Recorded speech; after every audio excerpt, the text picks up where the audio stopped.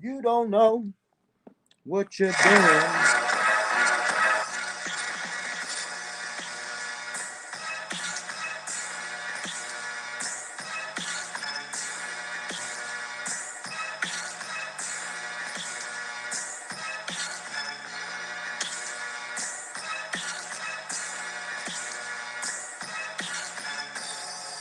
You don't know what you're doing.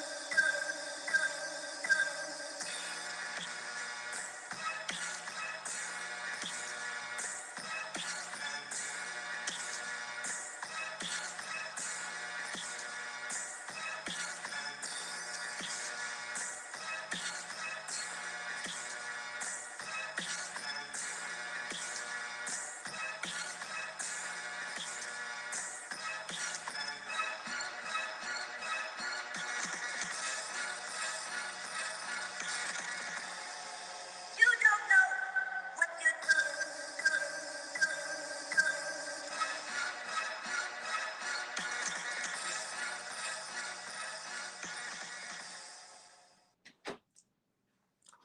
Yo, yo, yo, yo. What up, good people? What up? What up? What up? What up? Hey, man. First, I gotta thank y'all, man, for all the people who came on the show last night. I gotta thank y'all. That was dope. Last night was dope, y'all. It was dope because y'all know it was kind of like the return of me being back on YouTube. I had took a little break because some things had been going down, so I had to try to get these things worked out. But y'all was on there. What was so crazy about last night? I was on for, I think, a total of 6 hours, y'all, and the whole time over, let's see, over, it was 78 people is what I peaked at as far as y'all watching. And the whole time, at least 60 people was watching for the whole 6 hours, which is an average of 60 people was watching for the whole time, which is amazing. One thing about, let me see if I can do this real quick. Let me see if I can do this. One thing about YouTube that's pretty cool. Let me see if I can show y'all this real quick. This is pretty neat right here. Okay. Let me show y'all something real quick. One thing about, and this is one thing that the a little weirdo he'll never do, because he'll never have no numbers like this. But this is beautiful. So let me show y'all something. This shared screen that I'm showing y'all right now, hopefully y'all can see it. But basically, this is the analytics. They show you different things on YouTube. But I want to show y'all, because this is all y'all, and I got to thank y'all for this. So I was on last night, and this gives you a breakdown. Of course, once you get right here, this is the 2 hour mark, where I had been on for like 2 hours or whatever. So from beginning all the way to 6 hours and 38 minutes, that's when I was on. I want y'all to see something. So we're gonna start right here about at this peak right here, which is 57, right? And that's a pretty low point, 57 or whatever, compared to the chart. Which this is right here. You can't really count this as low point because it's like 40 people, but that's when I first came on. So we got up to about 57, and I want to show y'all something. The whole time for 6 hours. Look at the numbers. It stayed. It stayed for 6 hours. An average of 60 or more people, 65 or more people for 6 hours, and I peaked at 78. So basically, all of about 15 people watched me the whole time, y'all. Which is that's pretty impressive. I want to tell y'all thank y'all for that. I was kind of excited when I looked at the analytics. I'm just now learning about, or I have slowly but surely over the last couple of weeks been learning about the analytics and the breakdown on YouTube. It's pretty neat, and so I'm gonna tell y'all thank y'all. Because I wasn't doing much last night. We was just rambling, and I was just talking, dealing with haters and trolls, and y'all stay watching me, and that means the world to me. So I figured, why not follow up? Why not follow up with another show? Y'all know I'm still trying to build the channel. Y'all know I'm still trying to get more viewers in here before I jump into my Breonna Taylor stuff, because this stuff is about getting it out to the masses, getting it out to the world so the world can figure out the truth. But I gave y'all the headline of the show. I basically want to talk about haters and their purpose, man, because as y'all can see last night, the haters, they definitely came. You seen the little tater tots from Morse World TV come, long face, Tahaga Bay, the potato we all gonna remember. He even came on for all of 2 seconds, and it was weird. It was weird when he came on last night because he shouted out the little weird dude Darren, the dude that got the little Darren's podcast. He shouted him out, and I found that to be extremely weird. But that was a major red flag, and I hope y'all all caught it and seen it, which I know most of y'all did. He shouted out Boss Talk, and Boss Talk is the person that gave out Tahaga Bay's address. And when he gave out Tahaga Bay's address, Crystal Muhammad, along with some other Black Panthers, they pulled up at Bay's house and basically kind of threatened him and his family, or was appearing to be a threat or whatever, and asking him to come out the house and all that crap. He didn't come out. He basically hid in his basement. But my point is, how could you shout out somebody who endangered not only your life, your family's life, his kids, his wife, and everything was there, and this little weirdo endangered him, but yet he's shouting this little weirdo on, and he even had the audacity to go over into the little weirdo show.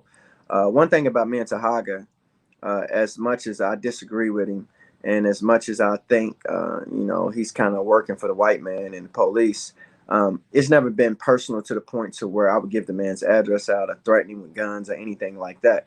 But the little weirdo in him, they got to that level to where guns and stuff was being brought up and they was threatening with each other. But yet he's standing with this little weirdo. And where I find it a major red flag, me and him, Tahaga, we've never had any personal beef. He got offended because I went on Crystal Muhammad's show, and I thought that I pretty much called him out because I called him a bitch because the shit that he's doing as far as putting people in timeout and blocking people over in the comment section, that's some bitch ass shit. Him, Dolores, Sean, and all his little moderators, Cryptonomics, and I want all the smoke. All the people who was participating and blocking people's comments and putting them in timeout and deleting stuff. I thought that was some bitch ass shit. So I went on to Crystal Muhammad's show. I called the dude a bitch. He got mad about that.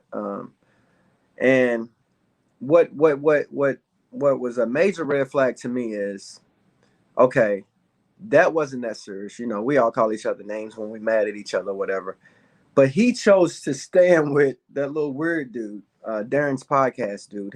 He chose to stand with that dude, all because of me calling him out his name and going on Crystal Muhammad's platform. But Darren is fully a Crystal Muhammad little minion. He's fully a supporter of Crystal Muhammad. He's on him and Crystal Muhammad are, whatever you want to call them. They using the hell out the little weird dude. But yet, Tahaga Bay supports the little weirdo Darren. So for his reason of not fucking with me and cutting me off or whatever he wants to claim, because I was on Crystal Muhammad's platform, but yet he's, riding with Boss Talk and shouting him out and all that stuff. It's weird, y'all. But I'm glad that I was able to, even though it was a short segment, I was able to expose that, y'all.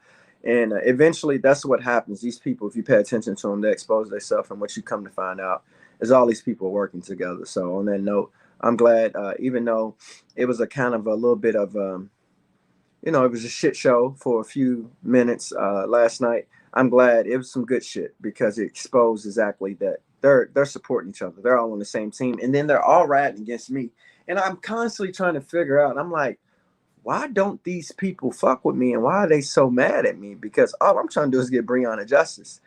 But then it dawns on me because they work for the white man and they don't want to see Brianna get justice. They want to see all of this turmoil. They want to see all this animosity because they're profiting. They're making money. They're running YouTubes and getting super chat money off the back of this stuff. And they don't want to see that girl getting no justice. They want to see, shit go down with the NFAC and Grandmaster Jay so they can keep their channel bubbling because that's the only content that they got. So I'm glad I was able to expose that, man. I did a great job with that. I'm proud of myself for that.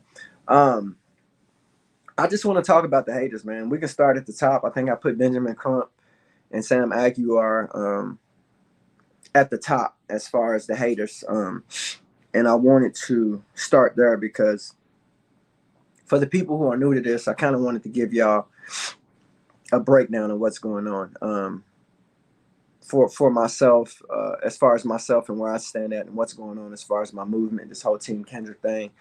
this me getting Breonna Taylor justice thing. I want to kind of fill y'all in, but I thought it'd be perfect to start out with the haters and what their purpose is. So I want to break it down to y'all like this. So we all know March 13th, Breonna Taylor was killed.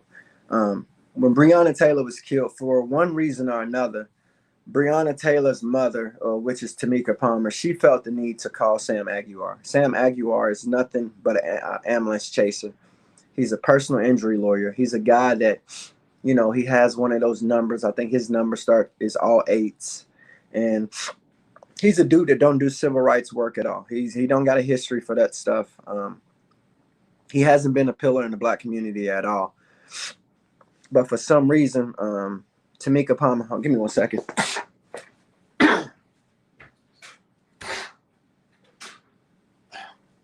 My fault, folks. I had to spit.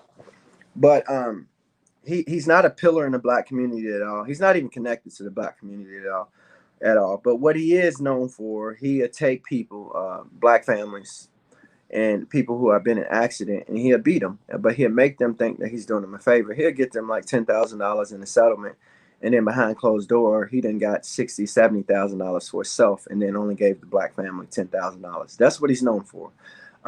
I even got a brother that worked with Sam Aguilar before me. Him and my brother did a lot of business together and made a lot of money together. But at the end of the day, make a long story short, he beats people for a living. But for some reason, Tamika Palmer, which is Brianna's mother, felt the need to call Sam Aguilar when her daughter was murdered. Now, Sam Aguilar knows nothing about those kind of cases, but for some reason, he got the job. And when he got the job, of course, he went out and he looked for some help because he had no clue what he was doing. So when he reached out for help, he brought people like myself on board because I had already been fighting against those cops, and I had a case against those cops, and I had got those cops. I had slapped a federal lawsuit on Brett Hankerson and his crew for running to my house 6 months prior before they did what they did to Brianna. They had did it to me, and over the last 4 years, they had been harassing me and doing things to me, and I had been beating them in court. I had beat them 3 times or whatever in court. And basically, Sam Aguilar seen that I had been doing good work, so he wanted me on part of the legal team. Make a long story short, Sam Aguilar came up with this plan to sabotage me, sabotage my case, but to make it look like he wanted me a part of the legal team and all this stuff. And at the end of the day, he just basically sabotaged me and then smeared my name all through the city of Louisville and all on the internet, made people believe lies and stuff about me. So what Sam Aguilar would do, he would jump in people's inbox and personally write them, people that he knew that supported me. He would personally write them and spread these lies and tell these stories about my baby mom and my kids and all this crap. And then upon doing that, you know, rumors and stuff started circulating. And then before you know it, people start thinking I'm this horrible dude. And really, I'm just a guy who's out here trying to get justice for Breonna Taylor, myself, and then these prisoners that have been locked up here in Kentucky off the back of bad police work, corrupt police work, and these fake search warrants. So, of course, Sam Aguilar brings Benjamin Crump on board. And then when he brings Benjamin Crump on board, Benjamin Crump is the guy who somewhat controls the media. He's painting the picture in the narrative and getting it out to the media. And so with Benjamin Crump being on board and him being, you know, this was a huge situation that was going on here in Louisville with Breonna Taylor. Benjamin Crump felt the need that he needed help. So what Benjamin Crump did, he went out and got Until Freedom and Tamika D. Mallory and Myson and Linda. And he brought those folks in. He stuck Myson and Linda and Tamika D. Mallory. They more like boots on the ground. So Benjamin Crump is controlling media. Sam Aguilar is controlling like the case and the ins and outs and all the politics and stuff that's going on with the case. Crump is controlling the media, and then Crump gets Tamika D. Mallory and them to control the narrative and the protesters. So that's what Tamika D. Mallory and them was for. They was for controlling the actual people and the thought process and the action of the people who was boots on the ground. So with them, you know, having all these pieces in play, with Sam Aguilar controlling the stuff with the case, Benjamin Crump controlling the media, Tamika D. Mallory, Until Freedom, controlling, you know, boots on the ground and the protesters. They launched a full-out attack against me because I was the biggest threat out there. I was the person who knew the truth. I was the person that had the dirt, And I actually had my own lawsuit pending against Brett Hankerson and those cops before they did what they did to Brianna. And so my case was big time because my case actually had dirt on those cops and proved how they did what they did. So Sam Aguilar, upon making a deal with the corrupt justice system and politicians here in the state of Kentucky, the deal that I believe behind closed doors was you got to get this guy Kendrick Wilson out the way. So Sam Aguilar brought me in, offered me a job to work with him on the legal team, and then he became my attorney. Never told anybody that he was my attorney. Never gave my case any attention, and basically just blew my case. Him along with others, he sabotaged the lawyer that I had before him, and put her in a situation to where everything was just bad. He just sabotaged everything. He masterminded, and at the end of the day, blew my case. Then gave me a bad name, and then turned all the protesters and a lot of people in the city of Louisville against me by spreading these nasty lies and rumors. And then on top of that, with me being hands-on with this stuff, I was on Facebook lashing out. I was emotional. I was cussing. I was going ape shit because I knew the truth. I knew these people was liars. I knew they was basically demons and working for the devil and carrying out white supremacy agendas. So with me cussing, me checking people and handling protester after protester because they sent everything my way. They paid um, multiple people to come my way, multiple people to start stuff with me, multiple people to get me put in Facebook jail and all types of stuff. They just kept paying people to come my way and start stuff with me for whatever reason. I hadn't done nothing, y'all, simply but try to get justice for Breonna Taylor. So what happens is this stuff comes out that the cops are not going to be charged. So it comes out that the cops are not going to be charged. Then it comes out, well, first it comes out that they're giving Breonna Taylor's family $12 million. And then, after that, a week or so after that, it comes out that the cops are not even going to be charged. And Brett Hankerson's charge is only going to be wanton endangerment. So I'm pissed off. First of all, I was pissed off because I didn't get an invite into the courtroom and I'm on the legal team. So I'm like, why wouldn't y'all let me come in when I'm on the legal team? And then y'all got Tamika D. Mallory in there. She's not on the legal team. So I'm pissed because I'm the one who did all the work. Sam Aguilar didn't really do much. He didn't know what the hell he was doing. I schooled him on everything. So I'm like, I didn't get an invite in the courtroom. On top of that, everything that I'm hearing on TV is nothing but lies. None of the facts and the evidence is coming out. And then y'all just let, these people offer y'all $12 million and y'all take that when this case is worth well over $100 million. And I can prove why it's worth over $100 million because hospitals and everybody was involved with this cover up. And so then, a week and a half later or whatever, it comes out that Brett Hankerson's only going to be charged wanton endangerment. And I'm like, what in the fuck is going on? So I clocked. I take to the internet. I read the contract to people. I let people know about the contract and the fact that Breonna Taylor's mother sold out. I called Breonna Taylor's mother a bitch because I thought it was some bitch ass shit that she did. And what do we do when we're mad? We call people bitches. I called her a bitch. Everybody was mad at me for that, but they didn't understand why I did that. First of all, I was mad because I put in all that work. I risked my life, put in all that work, and y'all let these people off all because they offer y'all $12 million. Then on top of that, they offered them the $12 million. I'm knowing, Hankerson is super, super dirty. And I'm like, he knows that I've been out here working against him and trying to get him sent to prison. Now y'all left me out here on my own. And so I know Hankerson and his team and his little gang or whatever, they're gonna come after me. So I'm like, man, what the fuck? I'm like, this shit is crazy. So then I'm like, only way I can do this is I gotta go all the way hard with it. I gotta go hard. There's no backpedaling. So I released the body cam footage, y'all. The body cam footage, or some of the body cam footage, as far as what went on that night. And they had already told the whole world that there was no body cam footage. So I released the body cam footage.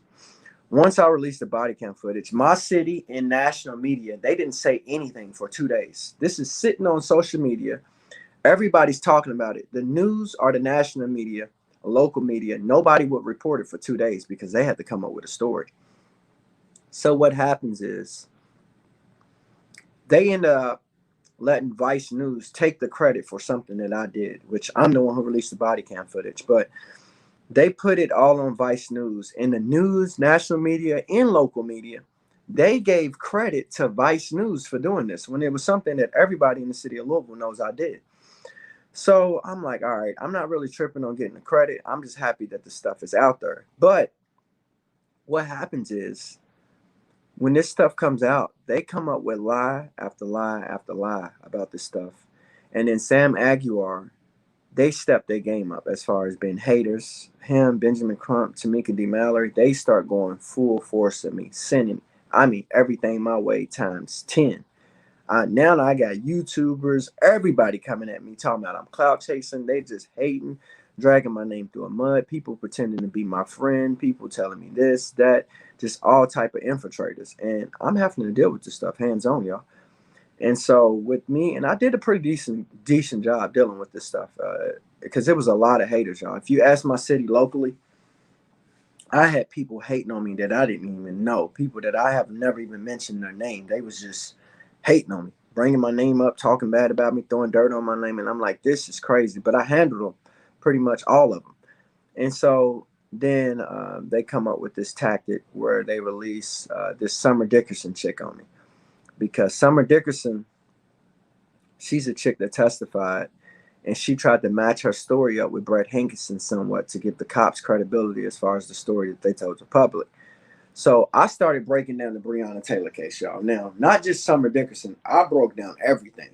But for some reason, they take this woman, Summer Dickerson, which I believe is a confidential informant, and I can prove it. They take this woman, and she claimed that she was Brianna's neighbor, but the whole time she was just a confidential informant. They take this woman, and she takes me to court. December of 2020, she takes me to court for stalking charges because what I'm doing right now, because I had been sitting in my house every day in my house breaking down the case. And then she took a little segment where they was all protesting and marching, and they had moved Brianna's memorial because it had been sitting outside. They had moved it to a museum. She took a little segment in the soundbite where I said, I'm cold with that camera. And I think I might call her a bitch. I'm a cold motherfucker with this camera or something like that, I said. And she took that segment of me saying I'm cold with the camera because I was taking pictures of the protest and the march that was going on that night. And she took that to court and pressed stalking charges on me, y'all, which it's not illegal to take pictures of a protest. This is a public protest. I took pictures of it and I talked about it on my Facebook, and she took it to court. They clipped it up and they edited it and they tampered with my video and cut it and shredded to make it say what they wanted to say. And the woman tried to stick stalking charges. Now the stalking charges didn't stick. But what happened is the judge tried to tell me that I couldn't have guns for 3 years because she granted Summer her little IPO. And so what happened, her protective order. And so what happens is the judge tell me I can't have guns. And I know I got all this shit going on with Hankinson, some of these little weird ass protesters in Louisville. My city's trigger happy. Like, if you got beef with somebody, 9 times out of 10, when y'all see each other, somebody gonna get shot. That's how it goes down in Louisville. Like, where if you beefing and you somebody gonna end up dead. That's just how it's going down in the city. People are dying all day, every day. They killing your kids and everything in the city. They don't care. So my thing is, the judge is like, you can't have guns. I'm like, man, you got me fucked up. I'm not. What kind of shit is that? You gonna tell me I can't have guns when I got Brett Hankinson and his crew coming after me? So I basically clocked out on the judge. She had violated all my civil rights, all my constitutional rights during this trial that I had for the stalking stuff. She didn't have enough evidence to stick any stalking charges against me because I wasn't stalking the lady. So what she does is try to hit me with contempt of court and sentence me to 30 days in jail when COVID was spreading like crazy in the jails and killing people and everything. I'm like, 30 days in jail for what? I ain't even done shit. So I basically like, man, you got me fucked up. I called the judge a bitch and I said, fuck you to her. And I said, I just clocked on her basically. And she sentenced me to 30 more days. So now I got a total of 60 days, which I'm still facing right now, but I refuse to turn myself in. So I'm like, man, this judge is, what kind of judge is this? So I start doing my homework on the judge. Her name's Judge Annette Corn. I start doing my homework on her. And I come to find out she's known for this shit. She don't go by any type of laws, rules, or regulations. She does what she wants in the courtroom. She got a history of this, like where people have complained against her. And I believe there's a lawsuit or something like that in place against her because of what she's been doing in the courtroom. So I'm like, she got me fucked up. And make a long story short, I cussed her out. This stuff is all on the internet and it's recorded, my court date, which I'm going to air it on here eventually. It's all recorded. And the woman basically just wants to stick it to me. And then she takes this woman, Summer Dickerson, who don't work. She's a junkie. She has zero credibility. She's done lied on the oath. She's done made up stuff. She has triggers where she's just, I don't know, the woman's just all messed up. She's a liar. Um, she takes this woman's story and she's believing it. And I'm like, this woman don't have no credibility. And then the sad thing about this situation, I had to represent myself because they wouldn't allow no lawyer to represent me. So I had to represent myself. So I'm in there. I don't know shit about the courtroom or none of that shit. You know, I know how to, you know, defend myself right and wrong, but I'm not a courtroom person. But I'm in there just basically, I know how to prove somebody wrong and prove myself right. So I'm in there trying to do that. But they hit me with all these different shits and, you know, these definitions and words. And I'm like, man, whatever. Bottom line is this bitch is lying and I'm telling the truth. But the judge disregarded the fact that she's a judge and she's supposed to be able to judge situations like this. And she believed the crackhead or the meth head. This woman's a full-fledged meth head that I was in court with. Like, you can look at her teeth. You can look at her right now. She's just a flat-out meth head. I mean, she looks terrible, y'all. I would show a picture of her, but I don't think, I ain't gonna show a picture of her. But she looks terrible, y'all. Eventually, I will expose what she looks like one day. But you go look up Summer Dickerson on YouTube. I think it's called Hot Mess Express or some shit like that. The woman is a full-fledged fucking junkie. And I'm a working man. Work 17 hours a day, busting my ass. Been working my whole life, paying my taxes, etc., doing all that stuff, doing what I got to do to make it in this world, keep my head above water. And I walk into a courtroom, and all because I'm black, I have zero credibility against this meth head white woman who does nothing but lie and beg for attention. This woman is on record with saying that 3 police officers raped her, but yet she's not trying to tell the world who the police officers are that raped her. But yet she's in the courtrooms telling on a black man that's simply trying to get justice for Brianna and making up a lie that I'm stalking her, which is mind blowing, y'all. The cops that raped her are still on the streets. And it's crazy. It's crazy to me. She has no credibility. Make a long story short, the woman's a liar. So they put the Summer Dickerson woman on me. They stick the contempt of court charges on me. And they got this plan for me. When I go in jail, they're either going to try to get me killed or they're going to get me in jail and they're just going to try to pile multiple charges up on me and then try to get me to take a deal. Then they take Tamika Palmer, which is Brianna's mother.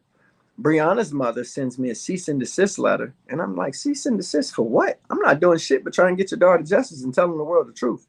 Her mother sends me a cease and desist letter. And then David Maurer, who is the attorney for Summer Dickerson, is now the attorney for Breonna Taylor's mother, too, as far as the civil suit that they got against me. Now they're threatening to sue me for $1 million and take my house. And I'm like, what in the fuck? Take my house for what? I'm like, y'all mad because I'm trying to get Brianna justice? I'm like, whose side are y'all on? Well, I started finding out real slowly but surely whose side they on.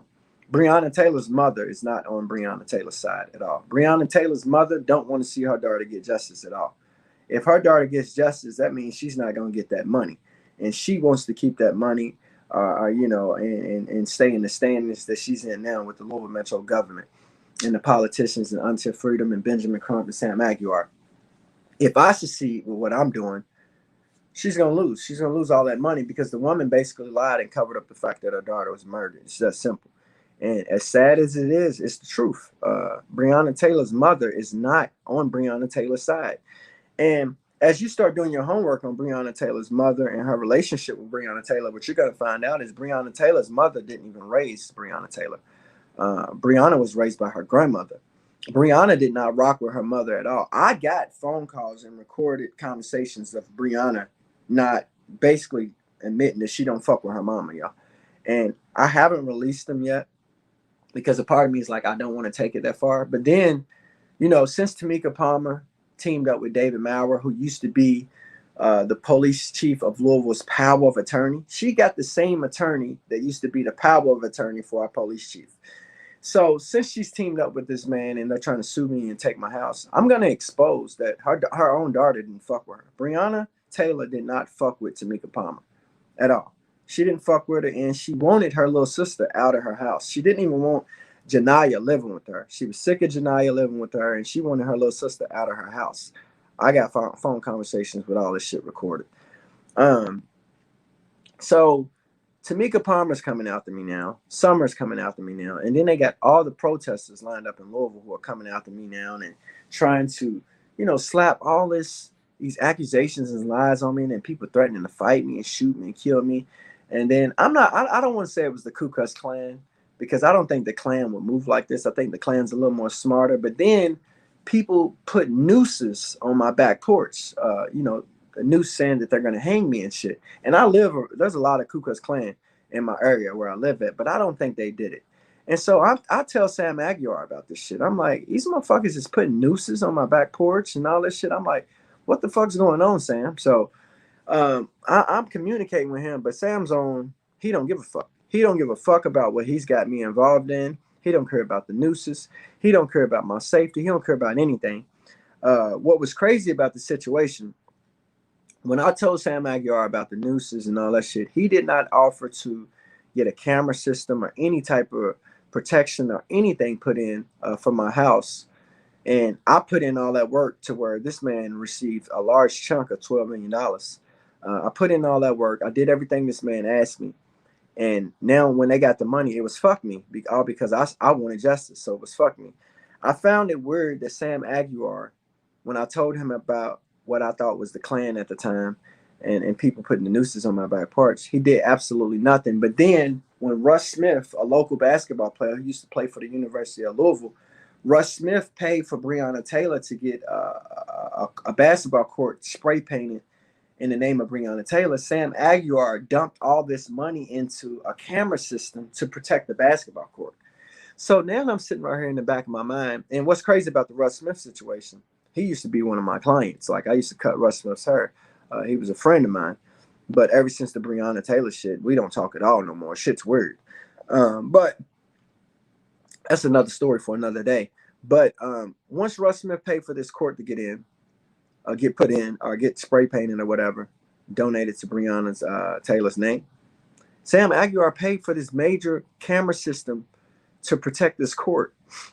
I mean, it talked and did all types of stuff. And I'm sitting back, I'm like, damn. So a basketball court with some paint that says Breonna Taylor and a picture of Breonna Taylor is more important than my actual life. When I've laid my whole life on the line for this girl getting justice, this man, Sam Aguilar, had absolutely zero to say or to offer when it comes to me when I sent him the text messages and I talked to him about the nooses that was put on my back porch. He did absolutely nothing. And I found that to be sad. That let me know this man can care less about black lives. He can care less about me. He can care less about justice. He don't give a fuck about nothing but money. The whole putting the alarm system down there for the basketball court, it was nothing but a political move. It was a move to try to get some more clout, as if he hasn't gotten enough. And the sad thing about it, they put the shit down there and the basketball court still got tore up. So the system that he put in down there was a weak ass system. And it's sad. It's sad to me that happened, but it happened. And then, once that situation goes down, you got the little dude D. Garrett that they had put on me, and the guy who's the Jesus freak that carries the cross. They kept sending him my way to infiltrate me. And he just couldn't do it. He kept trying, but the dude is dumb. He's about as slow as they get. And then he tried to come in the name of Jesus. And then he tried to come in the name of being a real nigga. Then he tried to come back after I caught him red-handed trying to infiltrate me. Then he comes back and begging me for help on his lawsuit. And I'm like, bro, don't you got a lawyer? Ain't David Maurer still your lawyer? And he's like, yeah. I'm like, well, why are you talking to me? David Maurer is representing Summer and representing Tamika Palmer and trying to sue me and take my house. And now you trying to be my friend. So I'm like, nah, bro, I'm not messing with you, dude. Take your little Jesus freak and your cross and you go somewhere else. Leave me alone, bro. Stop hitting me up. So I basically checked him, and this is all on live before the people. Once I checked him, then he started going to his YouTube and he started attacking me. And he started attacking me. And then with all of this going on, here comes the little weirdo, the little Durns podcast dude, acting like he's wanting to be my friend and acting like he wants to do a show with me talking about Morse World TV. And I told him, I said, bro, I'm not about to sit around and talk about that man all day. I said, I'll come on and I'll talk about him for a little bit, but I'm not about to do a whole show about that man. I got better shit to do. So he's like, all right, what should I call the show? I said, I don't know what you should name the show, bro. It's your show, but I'll talk about anything, but I'm not about to talk about Morse World all day. So the little weird dude, Darren's podcast, he wanted me to come on his show and talk about Morse World. I came on there. I talked about Morse World for a little bit, but I want to talk about other things. The dude really didn't ask me good questions. The nigga got to asking me about moons. He got to asking me about God and how many moons there are, all types of little weird shit. And I'm like, what the fuck is going on? But, you know, I answered his questions and I tried to school him, but he got mad at me because I wouldn't admit to him that there's one moon or we serve the same God or some bullshit. It was the weirdest fucking shit ever. But I'm basically what I was trying to teach the little dude. You don't control me, and I don't have to think like you want me to think, and I don't have to believe in what you want me to believe in. I'm my own person.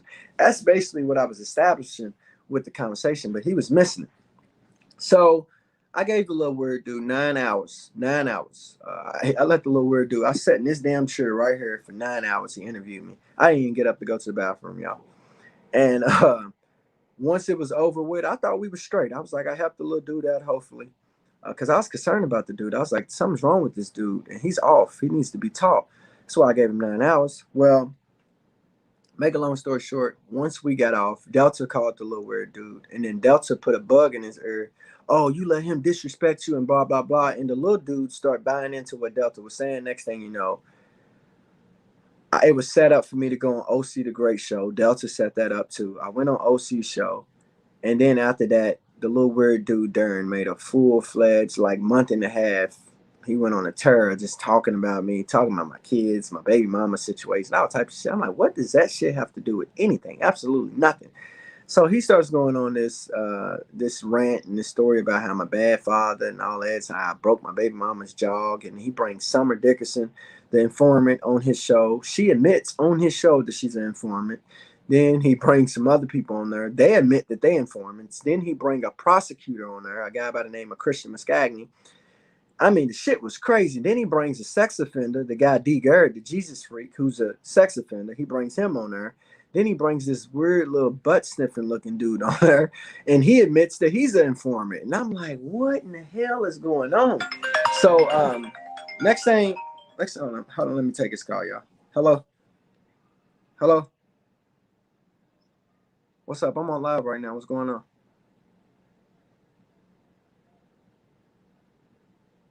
Ava and Rye. Yeah, it's at the end of Bardstown Road. Go down there right by where Phoenix Hill used to be at. You'll see it. Right across from Baxter Jacks. Just type in Baxter Jacks, and it's right across the street from Baxter Jacks. All right. All right. But yeah, y'all. So the little butt sniffing dude, I'm like, what in the fuck? Where did he come from? He comes on Boss Talk show or the little Darren's podcast shit, and he's like, yeah, I'm an informant, but I've never told on nobody. And I'm like, are y'all hearing this shit? This nigga just admitted that he's an informant, but he's never told on nobody. So I'm like, man, this shit's crazy.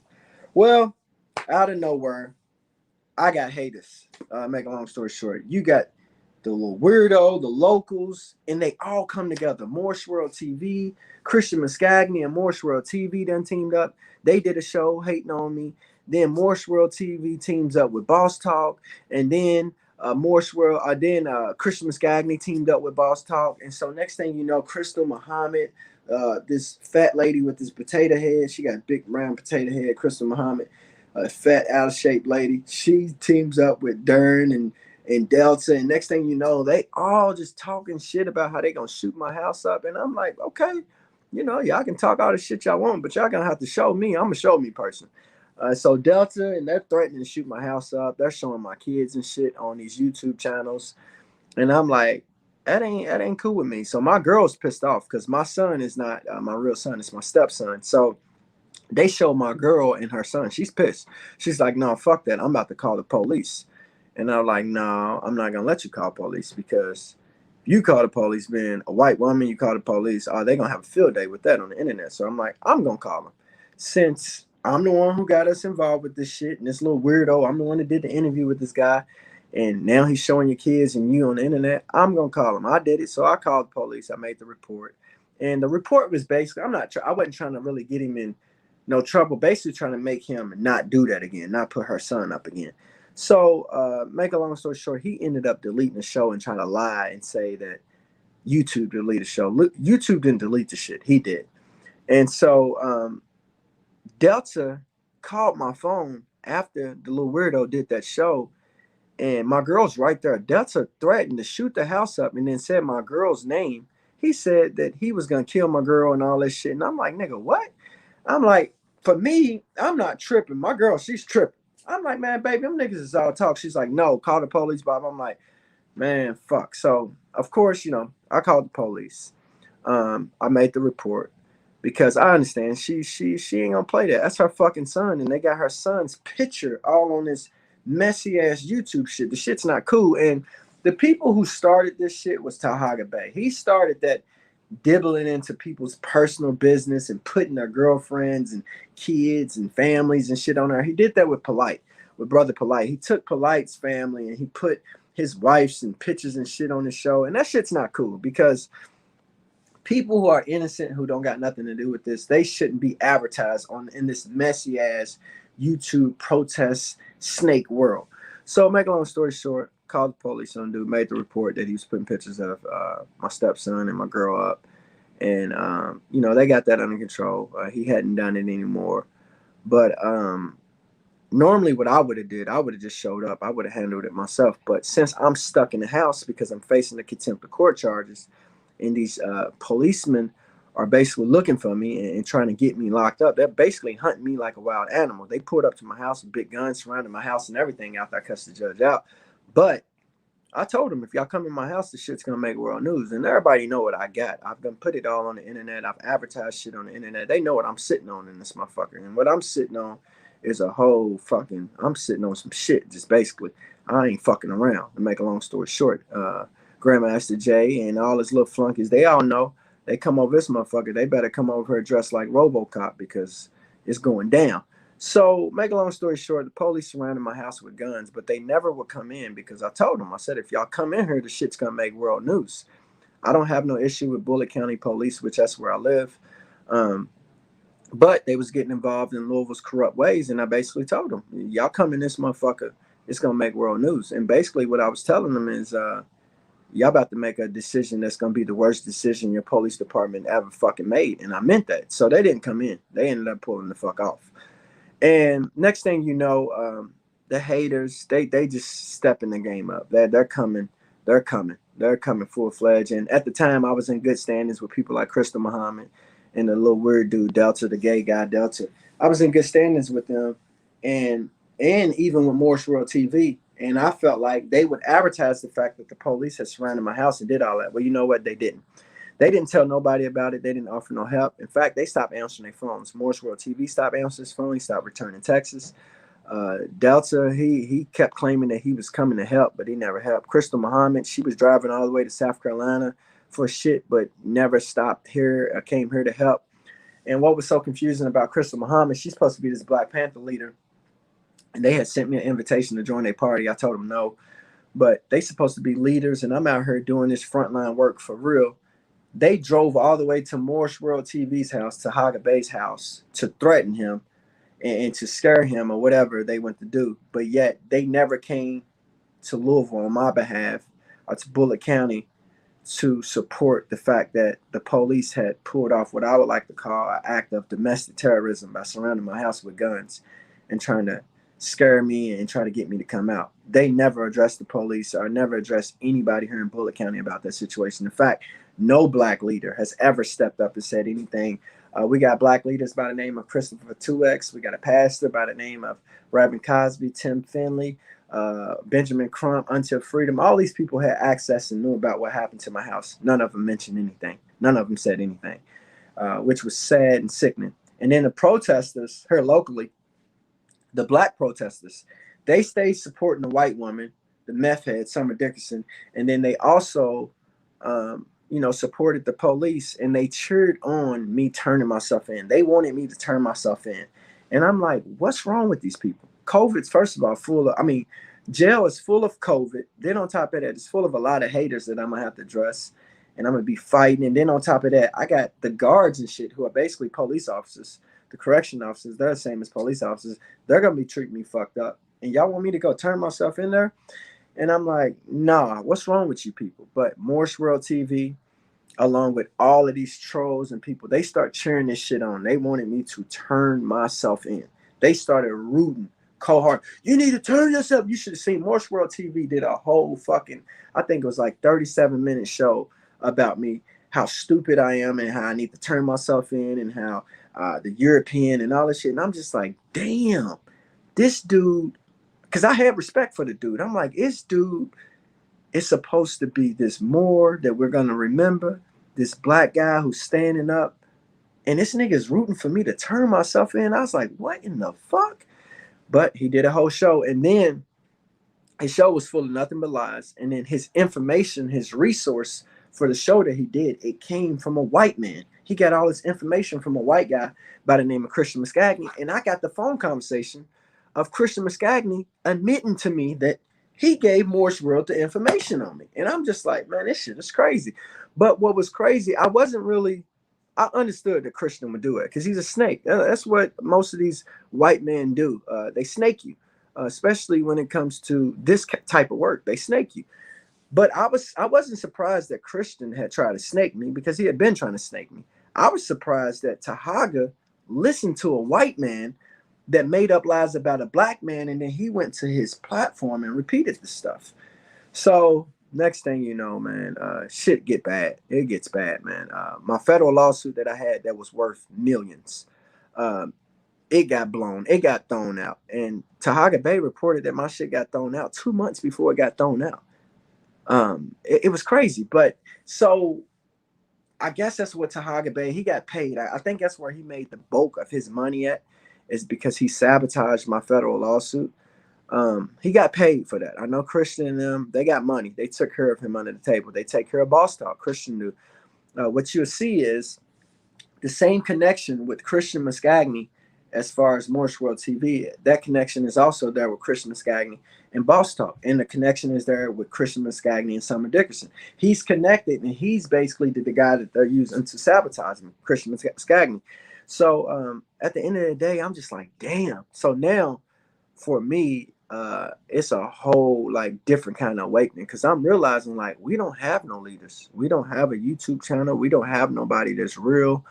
I start trying to reach out to people like Michi X and others that I thought was real ones, and it's starting to dawn on me. I'm like, everybody's about money.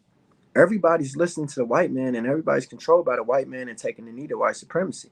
So on that note, I'm like, all right, what my original plan with what I was going to try to do was get this message out to the world through these YouTube channels. But then I'm like, man, these people don't give a fuck about Brianna. I'm like, they don't care about the truth. They don't want to know the truth. These people are not investigating or doing their homework at all because this shit doesn't take rocket science. All you got to do is do some investigating and you're going to find out the truth. And then I start realizing all these people care about is YouTubes and super chats and making money. I'm like, the Morse World TV has yet to come to Louisville. This shit been going on for over a year. He's never been to Louisville. That lets me know right then and there. He don't give a fuck. He's never been to Louisville. I didn't see him in Washington, D.C. at the Million Man March, and that's right up his alley. He lives in Baltimore. That's not far from Washington, D.C. I'm like, this dude don't give a fuck. He's not doing no real research. He cares about nothing but sabotaging. So I was just like, man. And then I start paying attention to Delta and all these people, and the shit that I had initially thought started to actually come true. I start realizing that these people are real deal snakes. And then, of course, dealing with Grandmaster Jay, watching that shit unfold, and then watching the black pastors here in my city locally and the black organizations, what was going on. They was all being paid under the table. It was so crazy how much money that these people was making. They were coming up with new cars, new houses. And next thing you know, they all joining forces. You start seeing Tim Finley and Grandmaster Jay becoming like the best of friends. You start seeing Tim Finley and Summer Dickerson, becoming real cool and close with each other. And I'm like, man, this shit is sickening. I'm like, all these people are working together against me, just poor little me. They all came together to work against me and blocking my truth, y'all.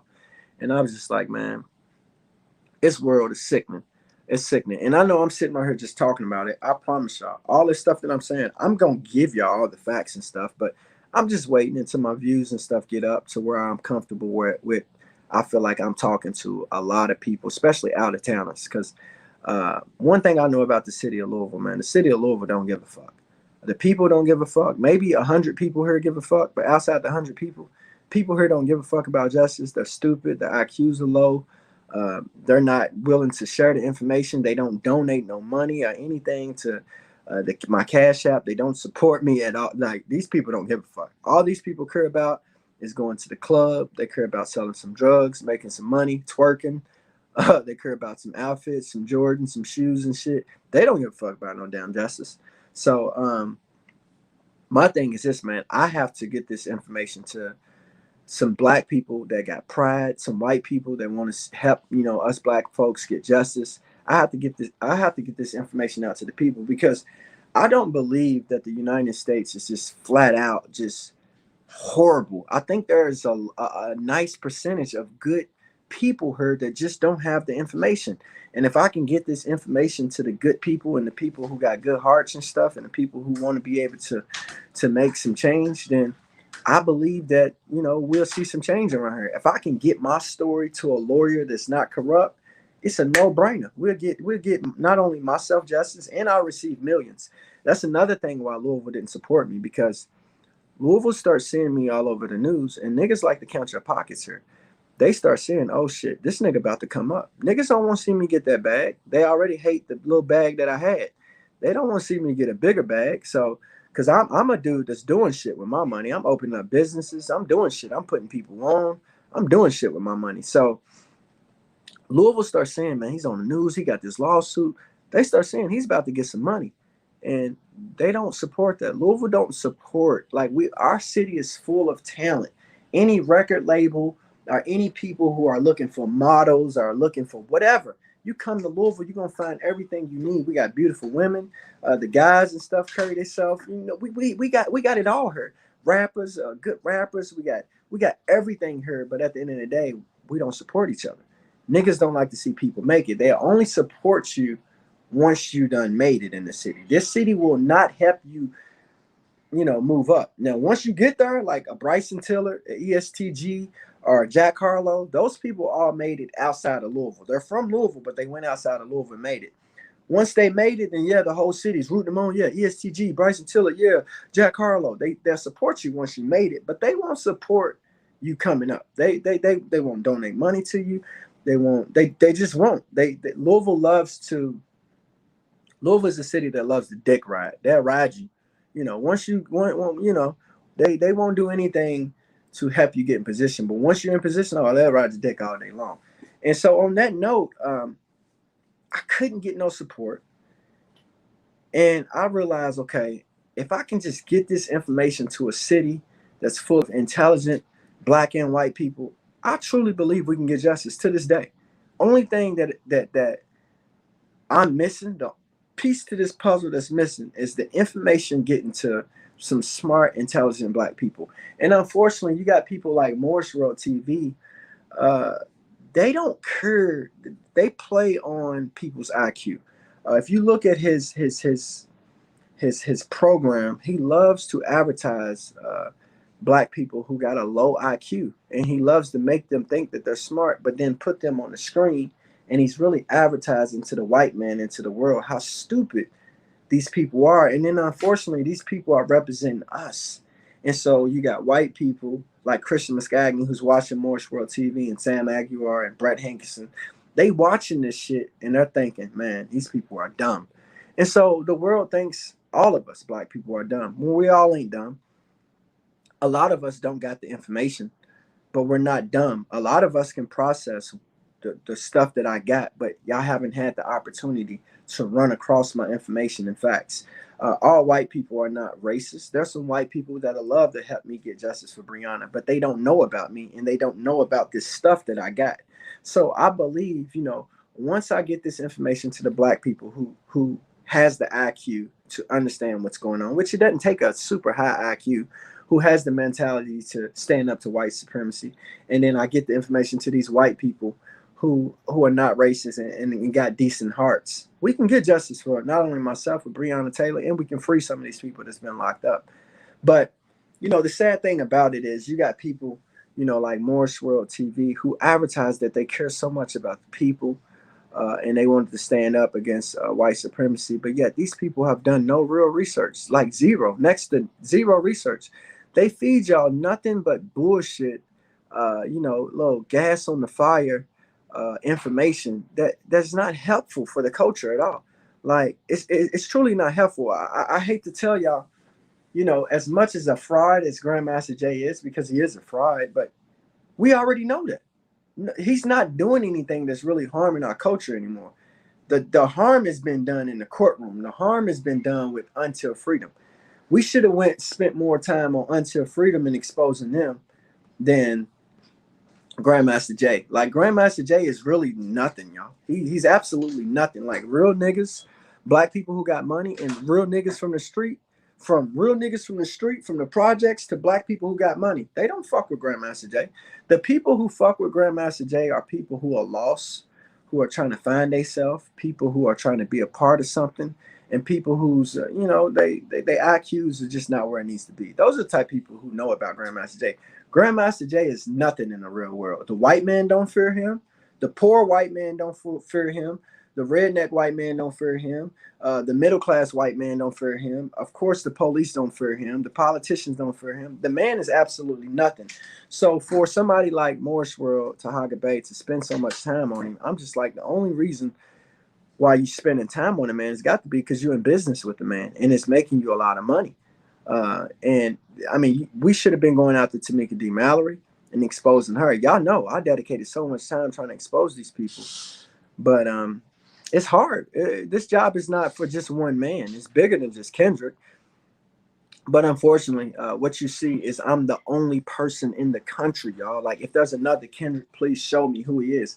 I'm the only person in the country that's truly applying real pressure where it matters, y'all. Applying pressure directly to the government and the people in the courtrooms and the judges, and also applying pressure directly to their house slaves, which is Tamika D. Mallory now. These people are super harmful. Like, Grandmaster Jay is fucking nothing compared to Tamika D. Mallory. Now, what you see is Tamika D. Mallory, she's taking the backseat, her and my son, and what they're doing, they're enjoying their money. They're taking vacations. That, man, I guarantee you, within the last few months, these people have been all over the world, y'all, and y'all don't even know about it. These people got so much money, they hit a lick. And the question is, what have they done for Breonna Taylor? And it's absolutely nothing. These people have done nothing, absolutely nothing when it comes to getting justice for Breonna Taylor. I be trying to ask people, what have they done? What has Tamika Mallory done? Absolutely zero, y'all. When I say zero, I mean nothing. Nothing to get this girl justice. They didn't do nothing to get her money. They didn't do nothing to get her justice. They done nothing. All they did was deceive the people. That was their job. So on that note, man, I need y'all to understand, man. The haters are real. Y'all got to understand, if I was half of what these people try to make me out to be, then why am I where I'm at right now? Why do they waste time on me? Why do they watch me? Why do they feel a need to continue to throw dirt on my name? Why do they feel a need to try to make it like I'm a liar and all that? Like, one thing about a liar is you don't have to tell people that a person is a liar. All you got to do is let that person talk. And y'all know I love to talk. So if I'm a liar, just let me talk and talk and talk. And the world's going to find out that I'm a liar. But see, they fear me because, first of all, I am a talker. And the recipe is, if you're a liar, if you keep talking, it's going to get exposed. I've been talking for almost a year, well, over a year. And guess what? And I've been going against Brett Hankerson since 2016. And guess what? I haven't been caught in no lies, y'all. That's the facts. But here's the thing. When you bring these people, when they're on screen with me, like, I know Morse World's little minions is watching right now. Go tell Morse World TV, come on here with me. We're not going to do that little weird shit that Boss Talk does. One thing I can say about Morse World that I can appreciate, he does know how to have a conversation minus all the screaming and yelling. So me and him, we can actually get somewhere. But if he comes on split screen with me, just watch what happens, y'all. The shit I will uncover the truth so fast, so quick, and we would get somewhere. Because here's the thing: what fucks me up about the whole Morse World situation? What he has to ask himself: why did that white guy Christian Muscagni get a hold of me? Like, what is a white dude from Louisville that has nothing actually to do with the case? What is his business getting a hold of me? And that's where you have to realize that's where the infiltration starts. These white people here in Kentucky, man, these motherfuckers, man. And he's on her. Christian Muscagni's on her. That's the dude that his name is Monkey Ass. But when you see a person, you gotta understand, Tahaga's way in Baltimore. Way in Baltimore. I never even heard of Morse World TV until he reached out to me. I didn't know who the fuck he was. What is a person like Christian Muscagni, who's a prosecutor here locally, doing, knowing about Tahaga Bay and Morse World TV, and then reaching out to him and giving him information about me and sabotaging things and lets you know, like, I'm a real threat, man. These people are real deal scared of me. They're scared of me. And then, you know, one thing about Christian, you know, why they really scare me, like, I can go into some whole other shit when it comes to Christian. I can break down his daddy's biggest client. I can tell y'all what's going on with that. Like, I've been in these motherfuckers' houses, y'all. Like, I get invited to the fucking pool parties and stuff. I'll show y'all video of Christian Muscagni's dad at the same pool party as me. Like, his dad, the big time lawyer, at his biggest client's house, and me at the pool party. I'll show y'all. I got videos of this shit, y'all. I'll show y'all. And I can go into a whole nother set of shit, but I try to keep it Breonna Taylor. And these people, they fear me because, first of all, they know I know the truth about all the other shit that's going on. They know I know the truth about the dope game. They know I know the truth about the political shit that's going on. I know the truth about everything. I can tell y'all fucking stories that involve Jack Conway and one of my homies that was married to Jack Conway's sister. I can tell y'all all types of shit. I can go into some deep shit, y'all, but I don't do that. I don't do that because I don't feel the need to go into all these rabbit holes and expose everything I know. Everything I know ain't meant to be exposed. But fact is, these people really fear me, y'all. For them to take a Christian Muscagni, take a Sam Aguilar, a Benjamin Crump, a Tamika D. Mallory, a Tamika Palmer, a David Maurer, which is another lawyer, and they take a Morse World TV, they take the little weirdo that's in Arkansas, they take Crystal Muhammad of the Black Panther parties, Delta, Grandmaster Jay, all the protesters here locally, and they send them all my way. What does that tell you, y'all? They are scared of me. This government is scared of me. And you know what's crazy? Most of the time, you see people that are scared of the government. I don't fear them motherfuckers. They know I don't fear death. I can give two fucks about dying, y'all. It's not gonna be easy. The motherfucker ain't gonna just walk up to me and shoot me and kill me. But I can give two fucks about dying. I don't fear death, and I don't fear the government. So on that note, that scares the fuck out of them. Because the government's whole thing is making people scared of them. And they know that I walk with God, and they know that I don't fear them. I don't fear the government at all.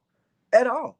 I'm not gonna let them just handle me and throw me in jail and do any and everything they want to, but I don't fear them at all. And they know that. And so on that note, they normally control the black man or the average man, by simply, fear tactics. And their fear tactics don't work with me.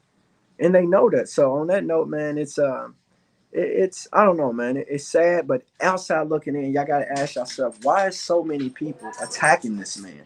That's what y'all gotta ask when it comes to me. Y'all have to ask yourself, why is so many people attacking this man? Why are whole YouTube channels being,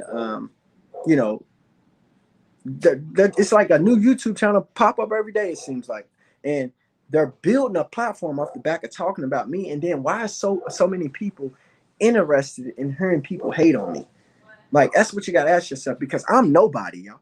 I'm just Kendrick Wilson from Louisville. But you got to understand, I don't know that little weirdo Darren. These people I don't know these people. So these people don't even live in my city, in my state. So you have to ask yourself, how is it that these weird people in other states know about me and then they focus on me? You got to think, there's a Kendrick in everybody's city and state. These cats got personal haters, people that they grew up with, people that they don't like, that they don't even talk about. They don't even waste energy on. They're wasting energy on a person that they don't even know. They don't even know me. They know nothing about if I'm telling the truth or if I'm lying, because, first of all, they ain't done no research. They've never been to my house and seen the evidence at all. but yet they can speak from a point of view as if they know me. And then here's the kicker. When it comes to Boss Talk, Morse World TV, and all these quote unquote people who hate on me, all their information comes from white people. All their information, all their shit, all their research and all their stuff that they this dirt that they claim they got on me, it comes from a white person. A white person. And this is a black movement, a black situation that we got going on. And all their information is coming from white people. All of it. Even the information that comes from my baby mama, that is a white woman. All your information is coming from white people. And we all know at the end of the day, especially when the relationship's over, man, these women women, period, are bitter. But you can only imagine how bitter a white woman is when a black man moves on and he's actually doing better now that he's left her. They become super bitter. Women, men, relationships, period. Men are bitter when we break up. But these people are talking to people who are bitter. You got to understand, Sam Aguilar is bitter. That motherfucker, he don't even know how to talk the Breonna Taylor case, y'all. Have y'all ever listened, y'all? Riddle me this, y'all. Sam Aguilar and Benjamin Crump, these people are Breonna Taylor's lawyer and Lonita Baker on paper, right? Have y'all ever heard them talk the Breonna Taylor case? Have y'all ever heard them break down the shit that I break down? Fuck no, because I'm the person who done all the work. They don't even know what the hell they're talking about. These people are still studying my work because they know one day they're going to have to talk about this shit. They don't even know how to break down the case, y'all. Sam Aguilar don't know shit about shit when it comes to the Breonna Taylor case. This motherfucker got all my facts, all my research, and he just be looking at it. He don't know what the fuck is what. Like when I left, they had a thing for Breonna Taylor where they had an anniversary. They gave Sam Aguilar the mic. What did he say, y'all? For the people who live in Louisville. That motherfucker didn't even know. Breonna Taylor. He didn't even know what to say, y'all. He didn't even know what to say, y'all. Benjamin Crump has no clue. He don't even work the Breonna Taylor case no more. He was strictly heard to just, yell and scream at the cameras and, we want justice, and what happened to Breonna was wrong. That's it. His job is to be a fucking puppet and just talk. Benjamin Crump knows nothing about the case. Lonita Baker she's a black woman that lives in Louisville that has the title lawyer, so which means she's a fucking sellout. She's a lawyer of Esquire. She's a fucking sellout. She's a fucking full-fledged sellout. You'll never get no truth from that woman. I called her phone. I called her on live a couple weeks ago. Y'all heard me talking to her. Told her I got some information on the Breonna Taylor case. Whether you hate me or don't hate me, you take the information. This woman ain't called back and got the information at all, which lets me know she don't give a fuck about Breonna. Benjamin Crump lied to Gino and told Gino he don't know who I am. Benjamin Crump was representing me, y'all. He knows exactly who the hell I am. I called Benjamin Crump's office one time in front of y'all on live. Remember, this is like a month ago. I called him. They said, hey, is this Kendrick? They knew me. I didn't even get to say my name. They knew my voice. I said, hey, how you doing? They say, hey, is this Kendrick? I mean, they knew exactly who I was. Hey, how you doing, buddy? Whoop the whoop. I'm like, where's Crump at? He was like, oh, I don't work for Crump no more. I'm like, all right, whatever. This is straight bullshit. But at the end of the day, y'all, make a long story short, I got plenty haters. I'm destined for greatness, man. I'm already doing great things. God's already got me doing amazing things. I've helped so many people. That's another thing that I haven't got to share with y'all, and I can't share it with y'all because it involves other people's business. I've helped so many people in so many cases here in the city of Louisville, y'all. I've done amazing work. You got to understand there was so many people that Hankins and them fucked over. When I did what I did, there were so many cases that got dismissed, y'all. Now there's a lot of people locked up, and I'm trying to get them out. I've had so many women. I've done everything in my power to put attention on the Shayla Hawks case. And Shayla is fighting. She's a beautiful soul, a beautiful woman. What they did to her and her family is so wrong. I shined. I took my platform and I tried to give that as much attention as I could possibly give. And y'all continue to pray for Shayla's strength. She's going through a lot right now. Pray for her strength. Hopefully she can get justice. I took the situation with Darcella when this girl was walked through the jail naked. The city of Louisville don't care about that. Nobody's doing anything about that. I did everything I could. I shined as much attention on it. Nobody pick it up. Nobody says anything in the news and nobody jumps on it. I've took other cases where I've given attention. I've done everything that I can do, y'all. It's not about clout. It's about right and wrong. It's about standing up to white supremacy. It's about being a strong black man. At the end of the day, you just got to understand, man. You got these black people that are completely comfortable with taking the knee to white supremacy. You got these black people, they don't stand for nothing other than making money and talking bad about other black men. That's it. All they care about is making money and talking bad about other black men. And it's sad, but unfortunately, we got a lot of people in our culture who is that type of person. They have that type of character. All they want to do is talk bad about another black man, and then make some money. The sad thing about it is these people can't talk about white people like that. They don't have a white person that they can, talk bad about or build a whole YouTube channel. Show me a white person that the little dude Boss Talk, the little weird guy Dern's podcast. Dern, my name Dern. Show me a white person that he can make fun of or he can point out whatever he points out and build a whole platform off of. Y'all must understand that little dude built his whole platform off me. That's how hot I am. That's how relevant I am. He built his whole platform off me. I looked at Morse World TV. I'm still trying to figure out a show because I think I watched most of his shows. This guy can't produce a person that is more entertaining than me and that came with more facts than me and that was more realer than me on his show. I haven't seen it. I'm sorry.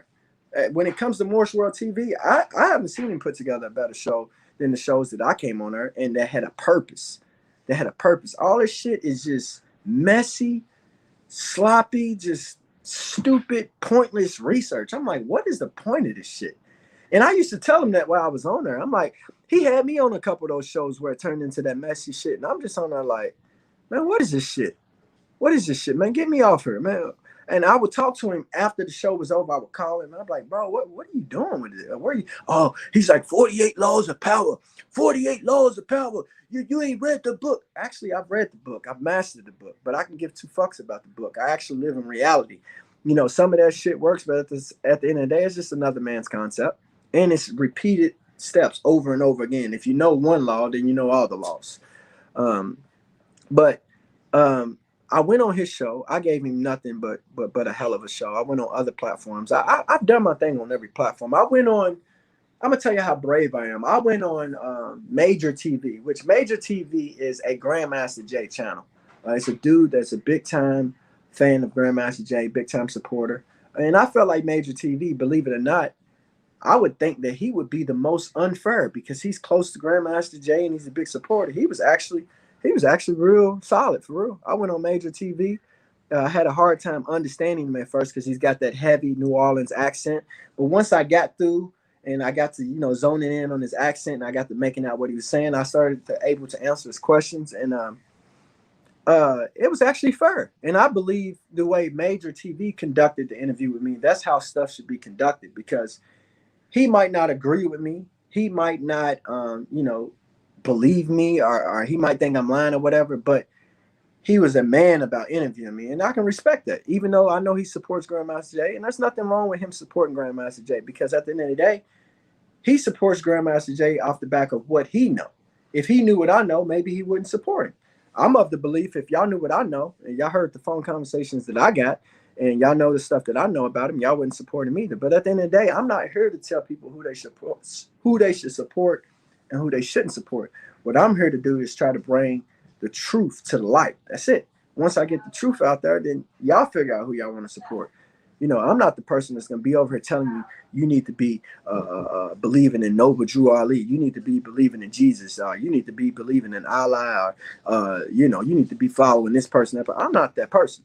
At the end of the day, I lead by example. I'll show you how dope my life is. I'll show you how blessed I am. I'll show you how I got to where I'm at. And then I say, if you want to get to where I'm at, this is how I did it. Now, you can go out and try to do it how I did it, or you can go do it some Morse World TV way, or you can go do it some way. But I got everything that I got because I got this type of heart. I believe this type of way.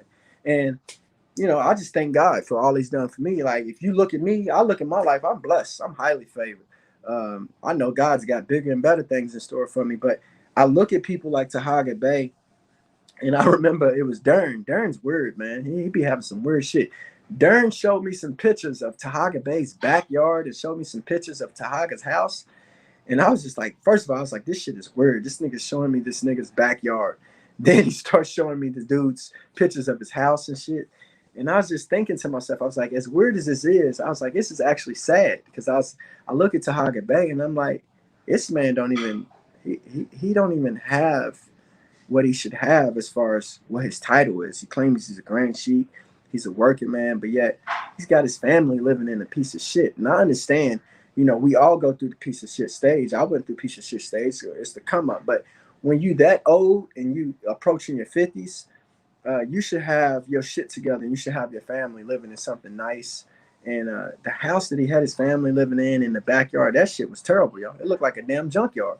I was like, what the fuck is he back there fixing bikes or some shit? Like, what is he? What he's working on go-karts and shit? What is all that rusty shit back there? I mean, it's just bad, and it's not a good look for a man that claims he is what he is. A guy that's supposed to be smart. He has this YouTube channel where he's making money, and then he's supposed to be this grand sheik. It's like God's not really blessing you, bro. It's like you like my shit beautiful, man. I wish sometime I can, you know, show y'all like my whole house. I don't like to do that because it is my house. I just show y'all little shit, couple rooms here and there, but I got more rooms and shit that y'all ain't never seen. But my shit beautiful, and you know what? I work hard for my shit. God's blessed me, and I believe that my house is a trophy. It's a trophy for my hard work and my work ethic, and I don't see that with these so-called men. I believe when you're a man, you're supposed to have something to show for being a man, especially when you're a good man and you're out doing the good things and the things you're supposed to be doing in life. Like I work my ass off. Y'all, I work 17 hours a day. Can't nobody take that from me. I got a resume, 17 motherfucking hours a day. Before this Breonna Taylor stuff, 17 hours a day. Plus I own my own business and I work the Ford Motor Company and I cut trees and I build houses. I do all types of shit that y'all don't know about. I still don't like to tell everybody my hustles. I got all types of shit going on. But I got the trophies too. I got the house, I got the cars, I got the girls, I got everything you need to be like, you know what? Yeah, that's what comes with it, man. Y'all see some of my vacations. I don't even show like my main vacations because I don't want people to know who I'm connected to. But when y'all see the vacations and shit I've been on, man, God been good to me. This shit been beautiful. But when it comes to people like Tahaga, I can't say the same for them people, man. I don't see them with trophies. Them people are not blessed. Them people, God are not blessing them people. And you know why? Because them people are not doing what they're supposed to be doing. See, my life is beautiful, y'all. When you see where I came from the worst, not just the projects. I came from the worst projects in Louisville. The shit was so bad that they tore this shit down, man. It was horrible. The worst projects ever in the history of Louisville. Southwick projects. I come from that, and I lived in all the projects here in Louisville, damn near. But Southwick was my hood. That was where I learned a lot of shit, y'all. A lot of shit got installed in me through Southwick. But I came from that, and I got this. And then when you see the route that I went to get what I got, you know, going through the foster home. My foster parents didn't care about me. You know, being out there, I had a situation where I was involved in a game early on, y'all, because my back was against the wall. I was involved with some cartel shit. I was involved with some shit, y'all, to where my life could have been taken, but instead of taking my life, they put something in my drink because they just wanted. Basically, what happened? Some shit started to fall apart, and they didn't know what to do. So I had put in so much fucking work. They didn't want to kill me because I had put in so much work, and on top of that, like I knew these people. So what they did, they fucked me up. They put something in my drink. So when they put something in my drink, y'all, all my homies and shit around me, I was rolling at the time. I was 19 years old. I was killing the game at 19 years old, man. I had it at 19 years old, y'all. Really at 18, I had it. I really had it at fucking starting at 16, but I just didn't tell nobody because I was putting in a lot of work in high school, but I had to hide my money. Couldn't let my foster parents or people know how much money I had. But there was a few people who knew how much money I had. But at 19, you know, I got my own spot and shit. The shit goes down with this circle that I'm fucking with. And it's shit goes down, and they put this shit in my drink. Next thing you know, I'm fucked up, y'all. Like I go from being able to talk to, I'm a vegetable. I'm slow. This shit fucked me up. It fucked me all the way up. I ended up going to a Central State, which is a mental institution. I had to check myself in.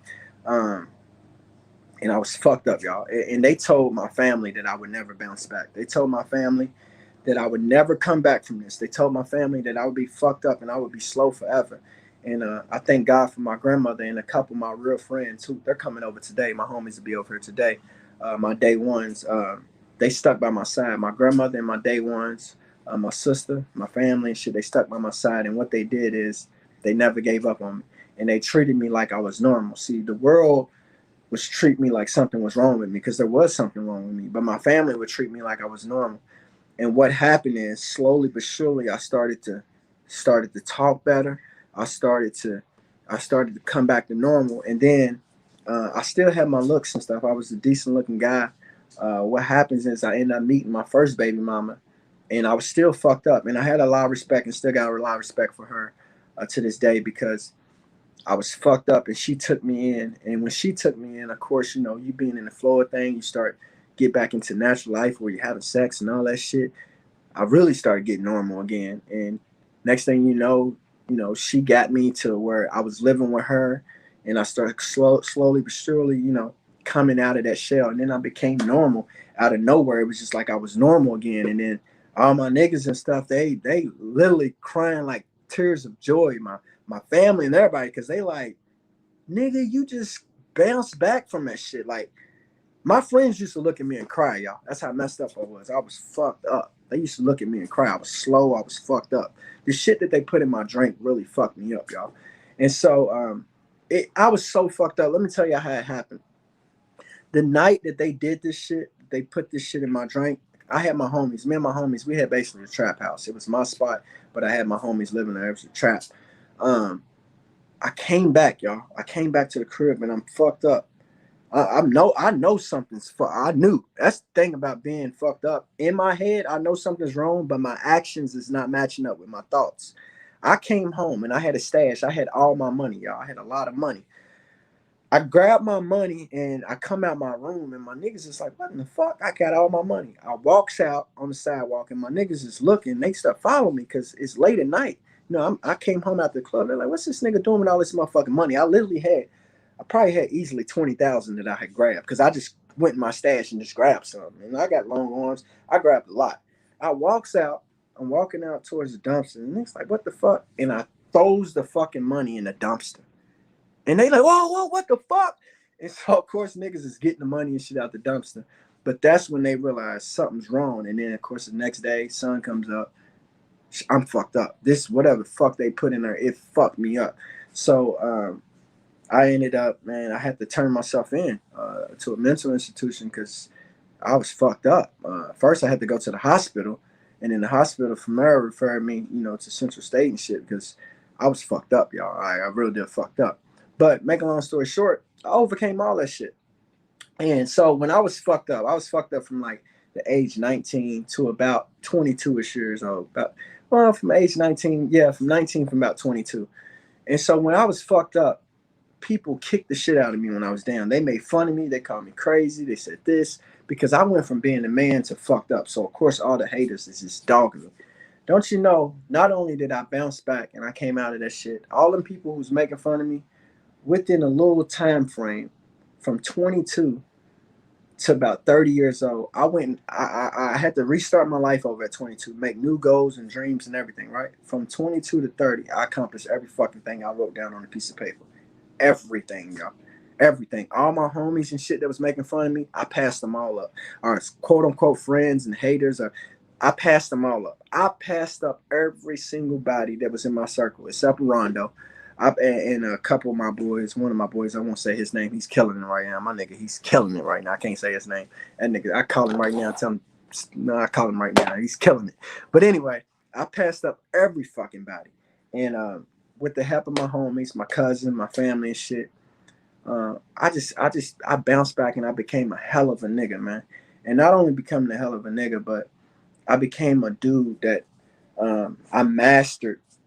I took that shit that happened to me, I learned from it, and then I mastered some shit. And then I became, not only did I become a hell of a nigga, but I became the best, y'all. I'm going to keep it all the way real.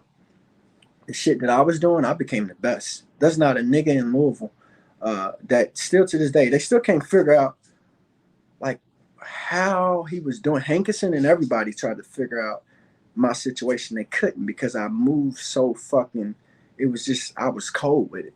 And shout out to my team because my team and shit, everybody's still out there. Shout out to everybody. I appreciate y'all. Y'all kept it 100. Nigga, we stay solid. We all got houses. We all got everything. We all went. We all won. My whole team won. My niggas, my team, everybody. Ain't no, these niggas be talking about snitching and all that shit. Ain't nobody in my circle in jail. Ain't nobody in my circle dead. As far as my immediate circle, as far as people that, you know, my team, we won. So at the end of the day, shout out to my team. We did shit right. And more importantly, y'all, we wasn't greedy. We I got niggas that I know who touched over 50 million, y'all. Who touched over 50 million. I can't make this shit up. I know this shit sound like lies. You have to live in Louisville to know there's a lot of fucking money in Louisville. I got niggas that I know that touched over 50 million. Just put it like this. I wasn't the type nigga that was greedy. What I did is I got my back because my back was against the wall. I got in position to where I got my back off the wall. I got my homies back off the wall. I got my family and shit in a good position. And then I did what I had to do to be legit and make legal money, y'all. We all go through a period in life where we're doing something we got no business doing for whatever reason. At the end of the day, I went through that spell in life. I went through it. I'm not going to sit on here making like I'm a saint. I went through that stage. I grinded my fucking ass off. My back was against the wall. My family was in situation. My niggas had situations. So I said, I got to go get this. I was the dude for some reason. I had it. I had that it factor where I easily met celebrities and shit, and people just naturally cling to me. So I'm like, nigga, I'm gonna take that and I'm gonna run with it. And so what I did, I did it. And the way I did it, to this day, I ain't seen a nigga do it like I did it. All these niggas around here that, you know, like I said, I know niggas that touched over 50 million. Nigga got jammed up and, you know, with his situation, you know, he allegedly told on a lot of people and shit. But one thing about me, it ain't no nigga out there gonna be able to say I told on him. Ain't no nigga in my circle. Like my circle won, y'all. Just put it like that. And that's one thing I like to say to that bitch ass nigga Brett Hankerson. See, here's the thing, bro. You did all that shit.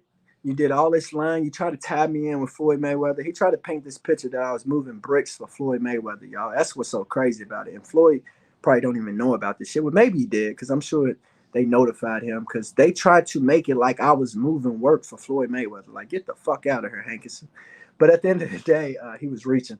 But what I like to say to your bitch ass Brett Hankerson, you did all that motherfucking work. Y'all got a little money. Y'all stole what, 80,000. Y'all stole it was nothing. And once y'all took that little money, it was nothing. But anyway, they you got a little 80,000 out of it, and y'all split that shit or whatever y'all did with it. But you got a little 80,000 out of it. But other than that, nigga, we won, nigga. We beat you bitch ass niggas. And that's one thing that I love about the situation, because that motherfucker, he tried his best to fuck my life up. He tried his best to just sabotage me. He tried his best to do this and do that. At the end of the day, this nigga was about, I don't know, about 5 years late, nigga. He was about 5 years late. And what's fucked up about it is, nigga, all that money, you see me blowing. Hey, I had a good time with that money, boy. I went to Miami, I went to Vegas, I went to New York, I went to Cali, I went everywhere, and I had a good time with that money. And guess what? That money, no matter what you do, I enjoyed all that money. I lived it up. I balled the fuck out. I fucked all your girls. I mean, at the end of the day, I'm sorry y'all having a moment talking shit to this weak ass nigga. I know he's on here. Fucked all your girls. I had a ball. I popped bottles. I did it all, bro. And at the end of the day, your goal was to put me in prison, and you had it lined up. They was gonna send me to prison, y'all. I need y'all to know this. I hate the fact that Brianna got killed, but if that girl never got killed, I was going to prison. There was no way they was gonna let me win my last grand jury trial that I was on. They was gonna fuck me. They had a judge, Judith McDonald Berkman, who was in on it. They was gonna fuck me. I was going to prison. But at the end of the day, you know, the situation happened, and I hate that it happened to Brianna, but I was able to beat Hankerson on that grand jury trial, because once they killed Brianna, they hurry up and dismissed my grand jury trial, because they didn't want the world looking into that shit and knowing that they was doing all that illegal shit with me. But your plan was to put me in prison. Look, I'm free in that motherfucker right now. as far as the money, you and I both know the money ain't nothing. The money's nothing. As soon as I get these motherfuckers off my back, your little uh, police partners or blue line motherfuckers or whatever y'all call yourself. As soon as y'all done fucking with me and I get this shit cleared up, you already know that money's nothing, bro. It's nothing. It's nothing. That little money y'all stole from the house, that was fucking chump change. So at the end of the day, I just want to say we won. Um, Everything this man was trying to do to me, he wasn't able to do. They took the $80,000, but that was nothing, y'all. That was nothing. At the end of the day, that's cool. Took that little money. That's cool. That little money gone now. And you know what's fucked up about the situation? I had a plan to get the $80,000 back. What he didn't know is the little chick that he had right beside him. Because not only did they take the money, but motherfucker was flexing my money and then taking my money and giving some of my money to this little chick. Well, this same little chick that he was kicking the money to, she was gonna set the nigga up to where I was gonna get all my money back. She was gonna set the nigga up and to where I was gonna, do what I had to do and get my money back from the nigga. But it is what it is. I think in total they got over 100,000 from me through the legal fees because I spent 20,000 on my legal fees, and then of course the 80,000 they took from the crib. Then when they caught me, I had like 5,000 in my pocket. One time when he ran up on me, he took that, but I got that back. The money that he took, he kept 1,000 of that, but he reported like 4,200 of it on some jerk shit. So I got that little $4,200 back that I had in my pocket. But at the end of the day, I beat the motherfucker fair and square. And now, you know what's so crazy about this whole hater situation and then this dude, Christian Muscagni. I bring up Christian Muscagni's name. These motherfuckers are standing against me or whatever, right? The little dude that's on her monkey ass. They're standing against me. But the way me and Christian Muscagni got cool is Christian Muscagni, he can never get any sex. He's lame. He can't get no sex. He spends all his money at Asian spas and he buys the vagina. That's what he does. Make a long story short, Brett Hankerson had fucked over Christian Muscagni, so we had a common enemy. And then on top of that, I had all these girls and shit. Like I had it rolling when it comes to girls. I was kind of like on some Don Juan shit. You know what I'm saying? So at the end of the day, Christian used to hit me up for the girls. He, when he wanted a girl, whatever, he'd be like, y'all know how it goes.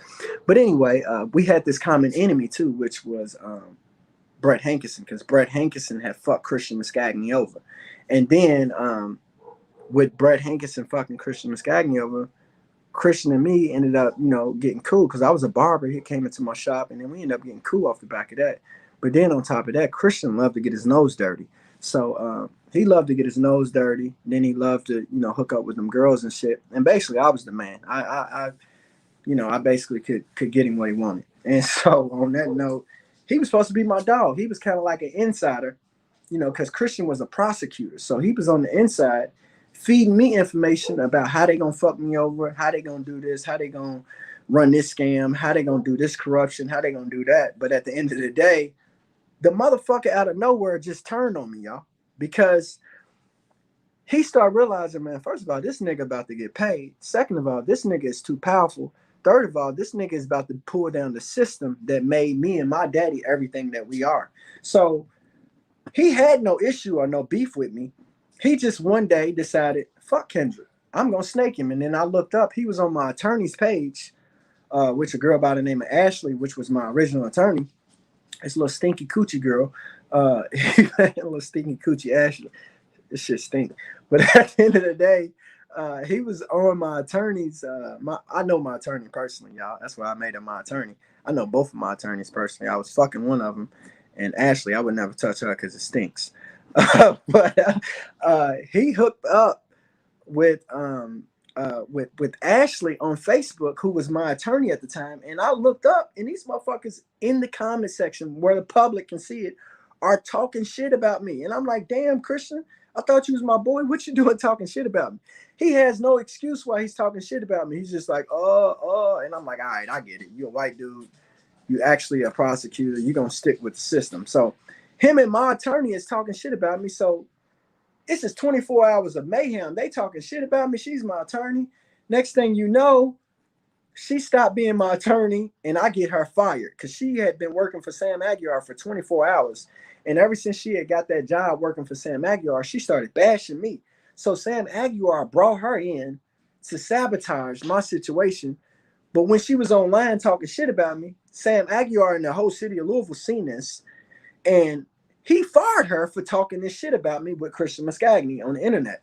And so after he fired her, she gets mad at me, and then she moves D. Gerd up to Louisville. She's the reason why D. Gerd got moved up to Louisville. She moved D. Gerd, in my opinion, from the evidence that I got, she moved D. Gerd up to Louisville to sabotage me, to get her lick back. And she became D. Gerd's attorney. Well, she already was D. Gerd's attorney. Y'all don't know this, but Ashley Hillman, who was my original attorney, is D. Gerd's attorney. Now, they try to hide this because they don't want y'all to know the dots connect as far as this whole sabotaging thing that they're doing to me. And so when I got Ashley fired from Sam Aguilar's office after she got that job, because she had worked my case and my case was getting so much attention, so Sam Aguilar brought her in. She worked for Sam Aguilar for 24 hours and got fired, y'all. Little stinky coochie girl. She got fired. So once she got fired, then I hooked up with another attorney. Well, actually, I hooked up, I think, with Sam Aguilar. And then after I got rid of Sam, I hooked up with, it was a few different attorneys I hooked up with. But then I ended up bringing in this one attorney that I was knocking down. I was knocking this girl named Annie down. So I'm like, I can read her like a book. You know, once you done put that, you know, you done put it on a girl, you kind of can read her like a book. So I was like, yeah, I'll bring her in because I can tell if she's doing some corrupt shit. I immediately start catching, man, what the fuck are you talking about? She was talking about, I used to talk to her like just like a little, just like a hoe. You know, I talked to her like a hoe because that's basically what she was to me. She was just one of my little freaks. So I didn't give her no respect of attorney. I used to talk to her, man, like, what the fuck is going on with my kid? Man, fix this shit. Like, I used to talk bad to her. So like, at the end of the day, you know, me reading her like a book and knowing that she's doing some corrupt shit, she ended up getting caught red-handed. And she ended up just having a moment one day. She's like, Kendrick, I'm in too deep. They're going to sabotage me. They're going to take away my practice if I keep representing you. And I'm like, yeah, whatever. And I'm like, whatever, you know, basically I let her off the hook. She ended up stopped being my attorney, but she made up all these lies why she stopped being my attorney. Really, she stopped being my attorney because the politicians and the corrupt justice system was threatening her. Like, she was my attorney and she was going to look out for me. For one, I used to fuck her good. For two, you know what I mean? It was a lot of money she was going to make because my case was worth millions. So at the end of the day, it was like a double win for her. It's like, you know, this dude ain't done nothing but give me some good dick, and he's a good guy. You know, he cut my son's hair, you know, whoop, whoop. And on top of that, I'm about to make some millions, and I was about to put her practice. Her practice was going to be, you know, her law firm was going to be put on the map. You got to think, you win this case with me, she's going to be put on the map.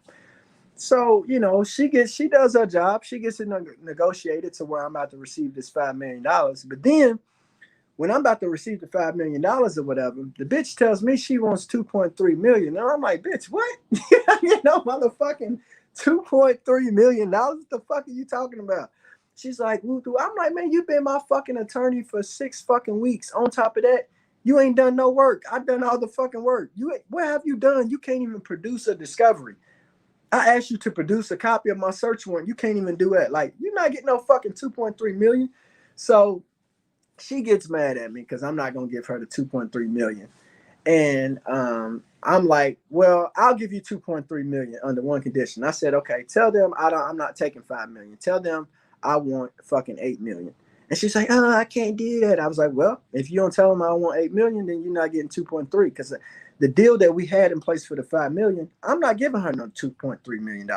Fuck that. She ain't done shit. Ain't getting no fucking $2.3 million. You've been my attorney for fucking 6 motherfucking weeks, and I've been fighting these motherfuckers since 2016, and it's December 2020. Get the fuck out of here. So she gets mad. So basically, make a long story short, they think that I'm going to take the $5 million. The justice system does.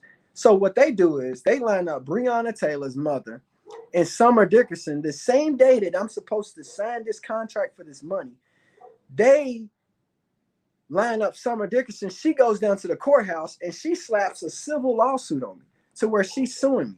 Breonna Taylor's mother is attempting to sue me, her and David Maurer, because they think that I'm about to sign for this $5 million. So what was going to happen is I was gonna sign for the 5 million, and then Breonna Taylor's mother and Summer was gonna come through with these civil lawsuits, and then they was gonna put a lien on my money, and then I was not gonna be able to get an attorney to represent me because my attorney was gonna be mad at me over this 2.3 million. And then what was gonna happen is they was gonna put a lien on my money, and then they was gonna give Breonna Taylor's mother and Summer Dickerson and David Maurer the $5 million that I had just won from the justice system. So they was gonna get their money right back. So I seen this shit coming. So I said, no deal. I don't want the 5 million. I'm not taking it. So my lawyer gets pissed. She was like, you're not gonna take that money. You're fucking crazy. Well, bitch, call me crazy. I'm not taking the money. So I told him no deal on the $5 million.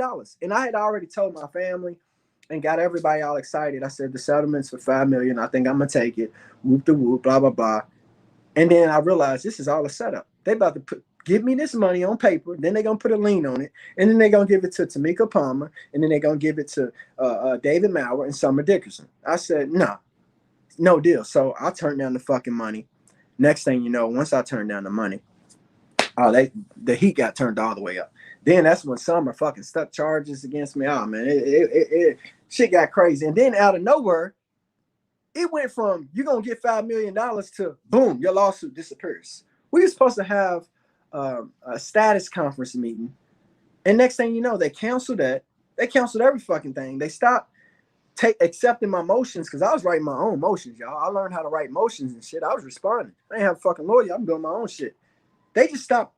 They start saying that they wasn't getting my motions and shit no more. I'm like, what do you mean? I dropped my shit off at the courthouse. I hand delivered my shit.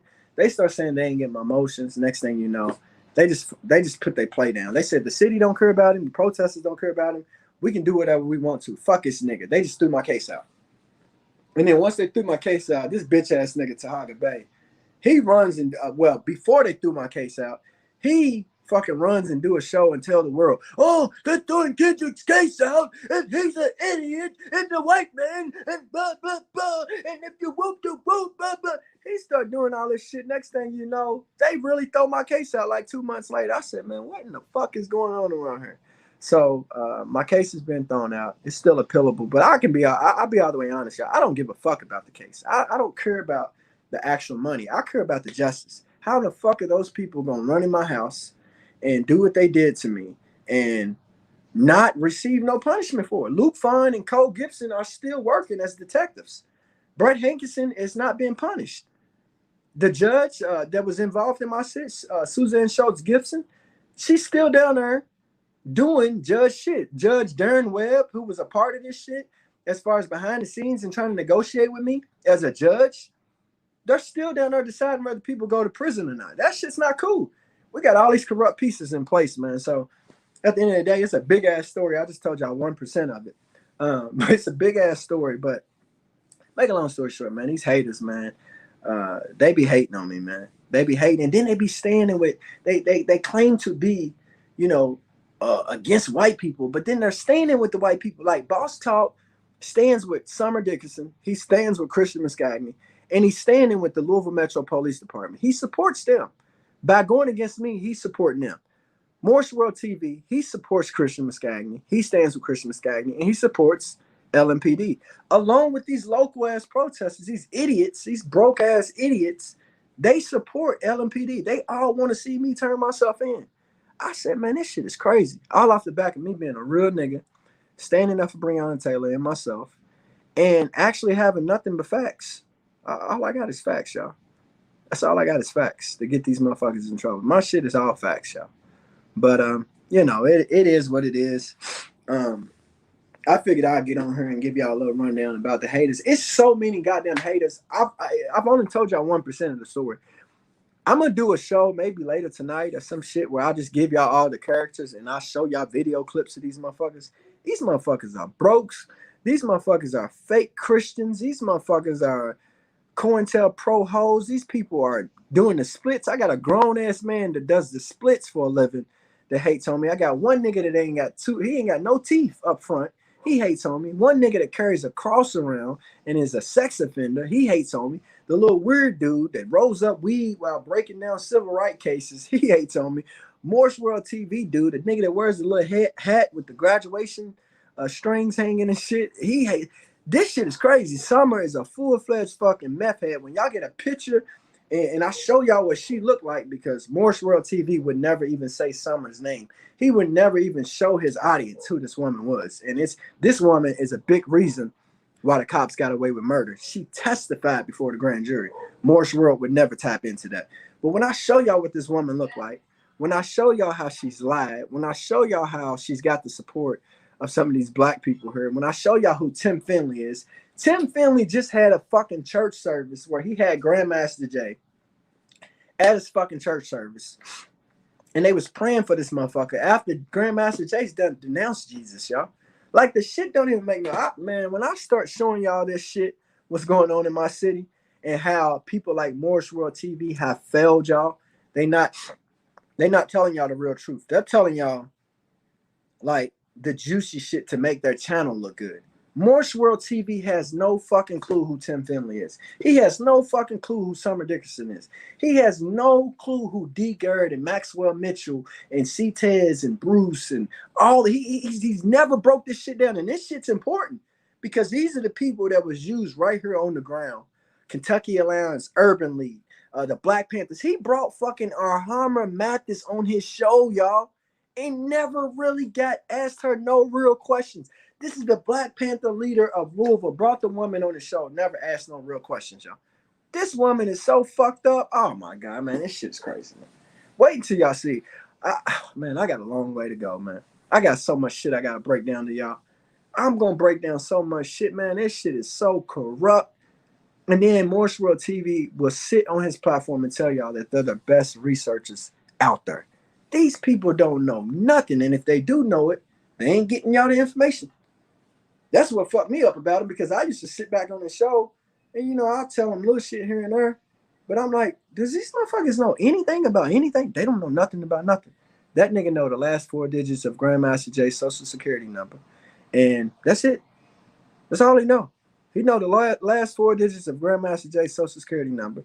The little nigga, he watches the weirdo. I can't even believe a grown-ass man like Tahaga Bay actually watches that weird-ass boss talk shit, that Dern's podcast. I can't even believe that Tahaga watches that shit. I don't even understand how a fucking grown man or a grown woman can watch that shit. I don't. I got an excuse why I have to watch it sometimes, because the nigga be talking about me. I don't know how y'all as grown men and women can watch that shit. That nigga, first of all, he's dumb. Y'all ever pay attention how dumb that motherfucker is? That motherfucker is super slow. Like, he's a real fucking slow person where he's just like, And then the white people, you got Christian Muscagni and Summer Dickerson, they real deal take advantage of the dude. They real deal. That, you notice Christian Muscagni ain't never been on Morse World TV. You notice Christian Muscagni ain't never been before a real black YouTuber. Never been on that channel, but they'll go on a dumbass mixed breeds channel to take advantage of it. Them motherfuckers won't come on here.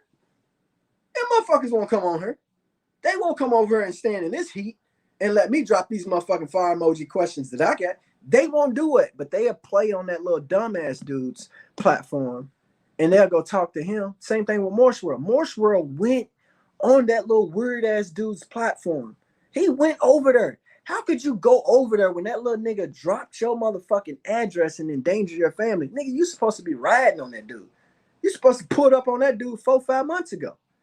Never pulled up on him. That's why I said, man, apparently ain't none of these niggas about that life.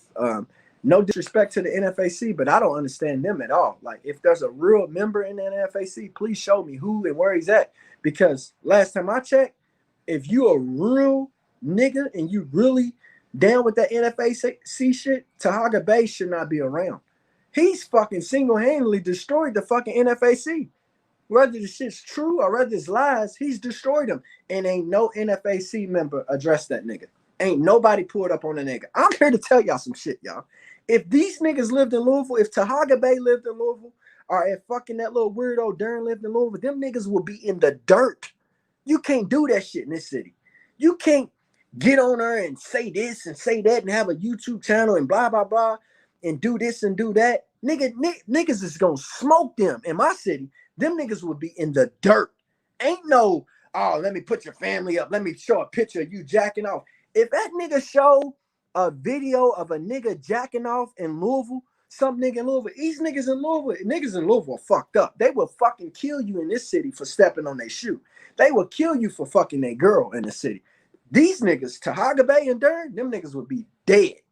I don't know what type of city or what the fuck they got going on where they live at to where they get away with it. Well, they don't be talking about nobody in their city, so they get away with it because they talking about other people. I'm sure Baltimore's about their life. I'm sure Memphis is about their life. But them niggas couldn't be in Louisville. Let them niggas come to Louisville. Let them niggas come to Louisville talking that shit about me. I promise you, y'all, I wouldn't even be able to stop it, y'all. I wouldn't even be able to stop it because my brothers and my uncles and shit, they fucking crazy. My family don't play that disrespect shit. They don't play it. Now, I can keep them from getting on my page and my internet and shit. I keep my family off that. But if my family found out that them niggas was in Louisville and they lived in Louisville doing the shit that they was doing, oh, man. Come on, man. Come on, man. Come on, man. Them niggas would be in the dirt. Zero hesitation. Baby, come here real quick. But at the end of the day, man, the shit's crazy, y'all. The shit's crazy. And it's sad, but as you sit back, y'all, just sit back, pay attention to the comment section. Look at who that cryptonomics dude, the Shine is, and all these people. You start paying attention to these people, you see, man, all these people are connected. Can you get that off from me, baby? You'll see all these people are connected, man. These people are real deal COINTELPRO hosts. And what I want to do is eventually, I would like to do it right now, but he's bitch made, man. He's straight bitch. What I would like to do, and if it's possible, I know his little minions is on her. Get the Morse World TV over here. I want to get Morse World TV on the screen with me. We gonna talk. We ain't even gotta do the debate. Well, we can do whatever fuck you want to, but I just want to talk to him because I believe in this. You sat on your channel, you talk shit about me, you made up lies about me. But you never face me face to face in front of those same people or in front of the people, period, and address what happened on that show and address questions that need to be answered. Because I got questions for the dude. And the thing about my questions is they're going to expose him. And he knows that. The nigga knows my questions are. Listen, Tahaga Bay is on record. He said it straight up. He said this dude, Kendrick Wilson, has one of the most analytical minds that he's seen in a long, long time. Do you know what that means? Do y'all know what that means? That is the ultimate compliment. That basically means, nigga, he knows I will fuck something up. He told that show where he tried to slander me and tried to backstab me with the whole white woman, dating a white woman thing. He said it on the show. He said, man, Kendrick gonna come back and bite some heads off.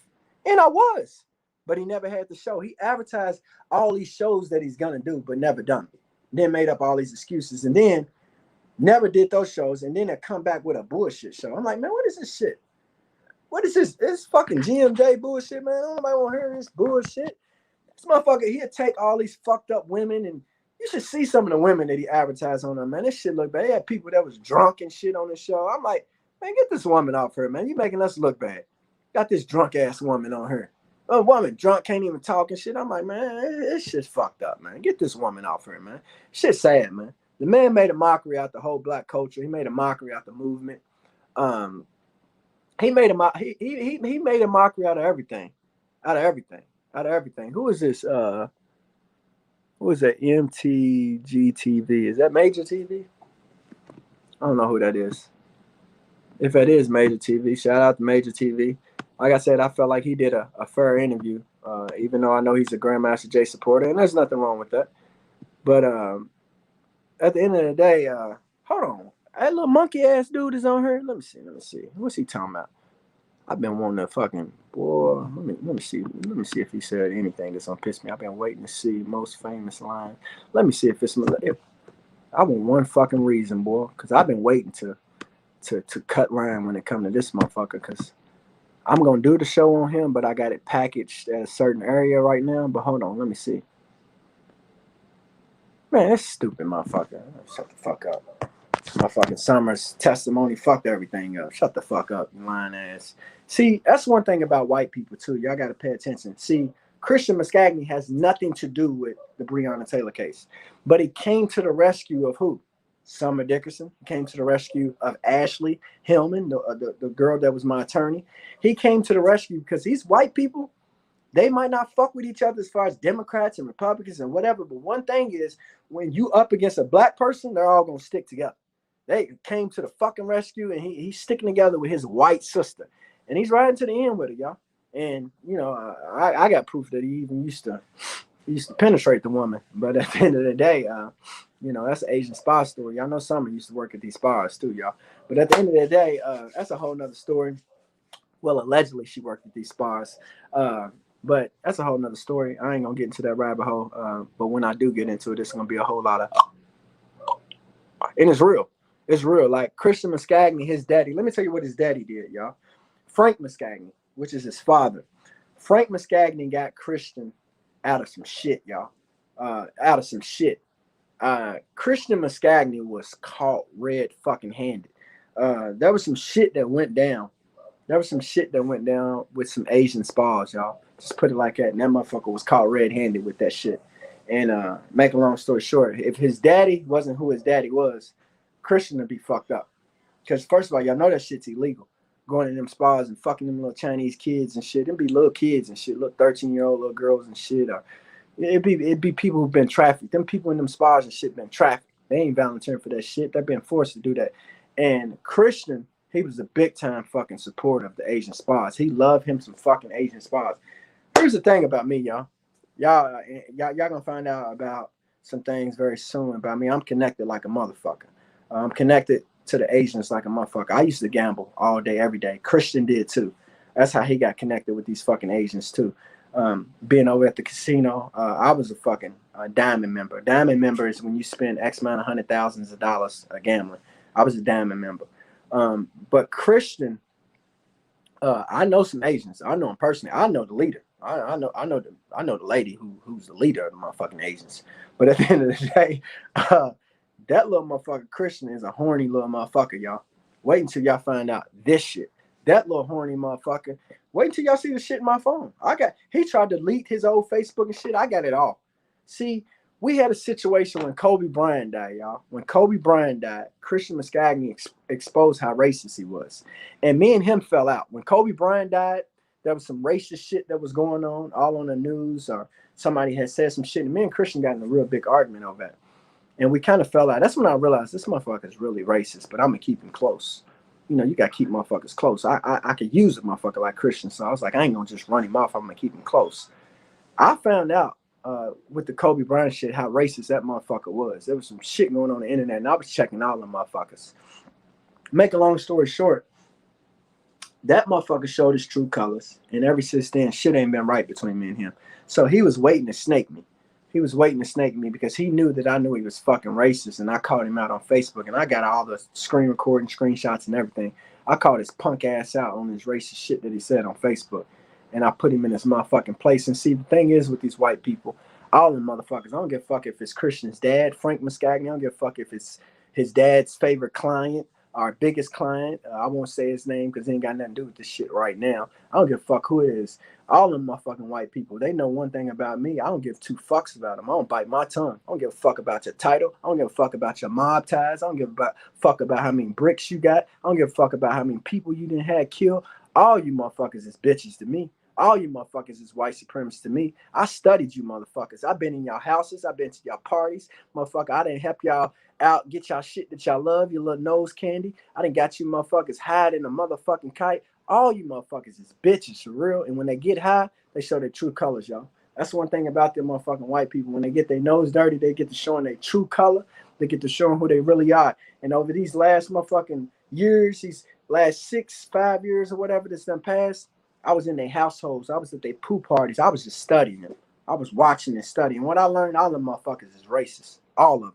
All of them are punk ass, racist ass. They got a little money. They got little last names and mob ties. Fuck all their mob ties. Fuck all their last names. All them niggas is bitches too. And on top of that, they sucking dick and they taking dicks in their ass. That's what's crazy, y'all. These motherfuckers is sucking each other's dick and taking each other's dicks in their ass. I found out that the niggas is gay, man. That's just crazy. That's a whole nother story, man. I'm on one right now. But being around these niggas and being in their households and being at their parties and their little secret gatherings and shit. Cause I'm trying to tell you, like I was that guy, y'all. So I was getting the invites to the secret gatherings and shit. I start finding out these niggas is gay, man. These niggas is full-fledged fucking gay. They fucking junkies. These niggas, I thought they was the man. I thought they was the plugs. I thought they had this and that. Them niggas is actually the fucking junkies. Man, Christian is so much of a goddamn man. That motherfucker, boy, he high right now. I guarantee that motherfucker is high right now. Right now. Man, wait until I bring. Man, let me see if a girl wants to come on. Let me see if somebody wants to come on. Give me 1 second. Let me bring one girl on real quick that'll tell y'all all about this motherfucker. Hold on. Let me see if she wants to come on, y'all. Let me see if she wants to come on. This little high, horny motherfucker. Let me see if she wants to come on, y'all. Hold on. I'm going to bring one girl on this motherfucker, man. So y'all can break down who this raggedy motherfucker Christian. Tiffany, you want to come on? You want to come on, Tiff? I didn't know you was on here. You want to come on? Baby!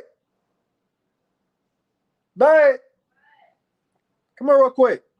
You want to come on, Tiff? Let me put this link down. So homophobic? No, I'm far from homophobic, bro. But you gay. You sucking dick and you taking dicks in your ass. That's a fact. I'm far from homophobic.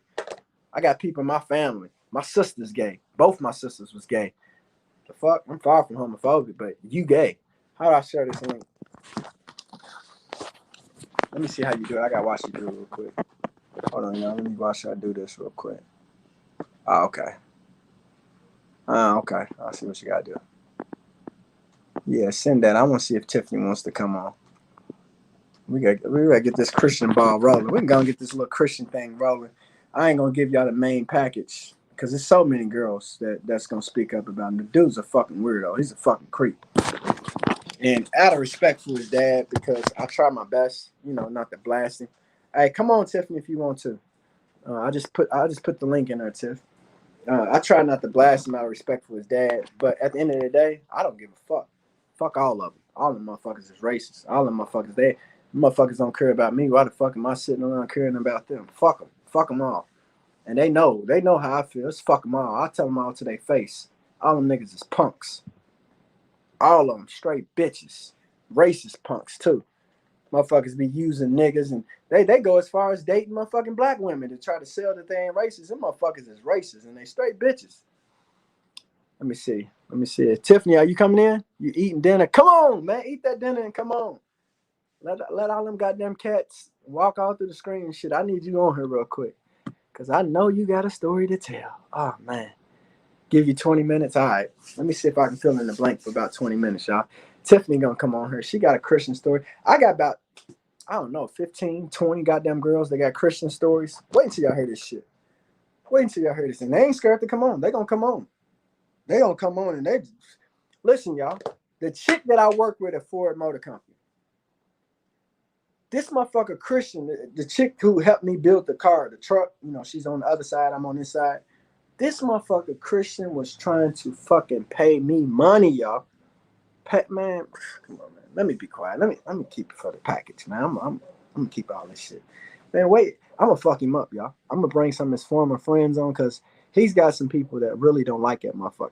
He's got some clients that he fucked over that don't like him. He fucked over some clients, y'all. I had some clients reach out to me. He did some people. He did some people bad.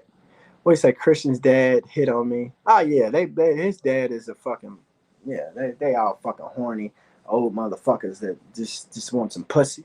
I've been around his dad at parties and shit. So at the end of the day, like I said, I got respect for his dad because his dad's been solid to me. When I met his dad was actually a very nice guy. But I know his dad's a horny old man, so you're definitely right about that. All fucking old man are horny. But Christian, he shouldn't be his daddy's son. His daddy's a fucking G. I can give it to him. Frank's a G. Christian is a flat out fucking junkie and a piece of shit. That motherfucker can't get no pussy. This motherfucker can't get it. I don't even know why he be trying to pay for the pussy because he can't get his dick hard because he do too much goddamn cocaine. You can't get your dick hard doing all that goddamn coke. This motherfucker, he's a fucking junkie. I'll take the motherfucker to the place right now and tell him do a test. The nigga a fella. He's a fucking junkie, y'all. This shit's no secret. That motherfucker been a junkie. Been a junkie. The whole goddamn city will tell you he's a junkie. I'll show you. I'm gonna show y'all the motherfucking video. So you'll hear what's he gonna say? It ain't him. It's him. Plain as goddamn day. You gonna see his face. You gonna see him being stupid and joking like he does. I had my whole goddamn barbershop wired the fuck up, y'all. This dumb motherfucker, man. I don't know what type of nigga they used to dealing with, but I ain't your average. In my motherfucking shop, boy, I had that motherfucker laced.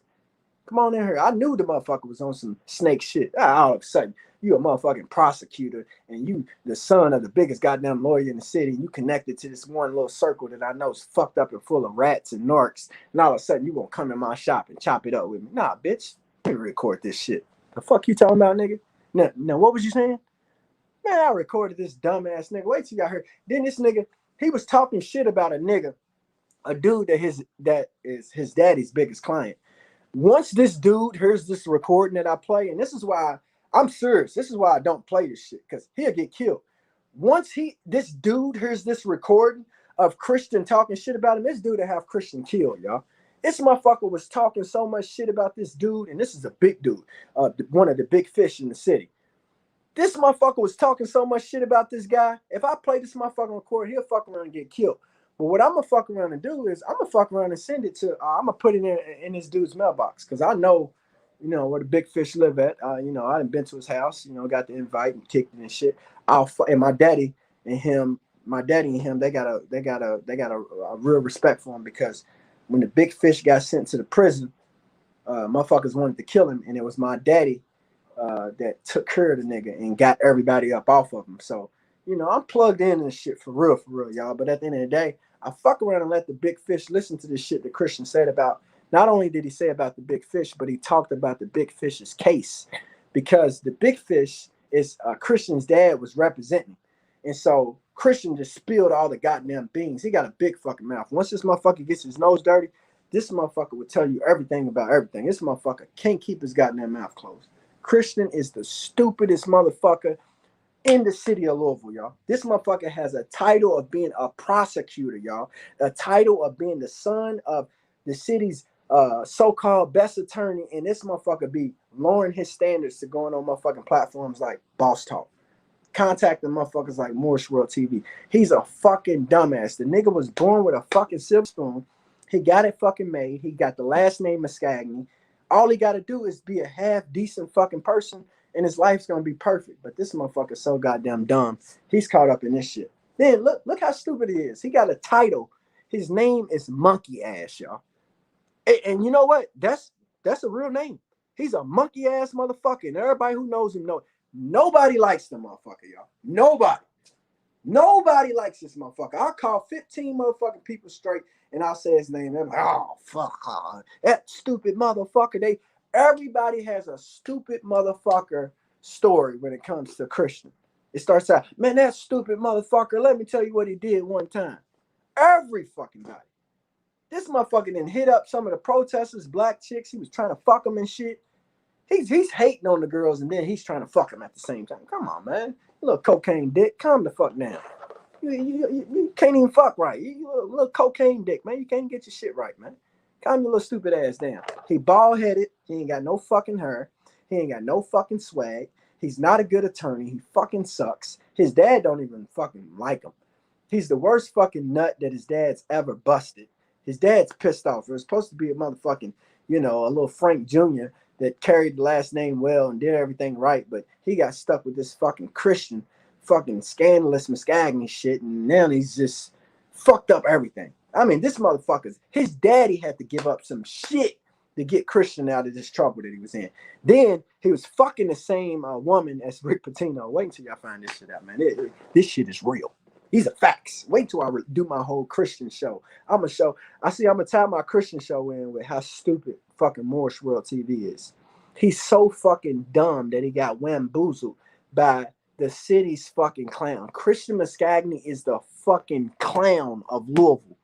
He's the one person that everybody in Louisville knows that just is a fucking piece of shit. Just a dumb, stupid piece of shit. Just flat out stupid. This dumb. He's an underachiever. He ain't got nowhere in life. Man, is his daddy. This motherfucker be homeless. This motherfucker don't even know how to pay LG&E bill. Christian is one dumb motherfucker. His mama probably still folds this motherfucker's clothes. He Lord have mercy. He's one stupid. All he know how to do is he can do the fuck out of some lines though. That motherfucker boy, he hit one line one time. I was like, damn. That motherfucker took it. He Scarface that motherfucker. I said, damn, hey, you a beast. Then the motherfucker got the bouncing off the wall, running across Bardstown Road. My barbershop's on Bardstown Road. I got this motherfucker on camera, y'all. This motherfucker was hiding a motherfucker. Yeah, Kern Cypher. That's who it was. He was fucking Kern. Showing the fuck with. Let me piss real quick. Yeah, he was fucking Kern Cypher. Little sick fuck. That little old bitch. He was fucking her.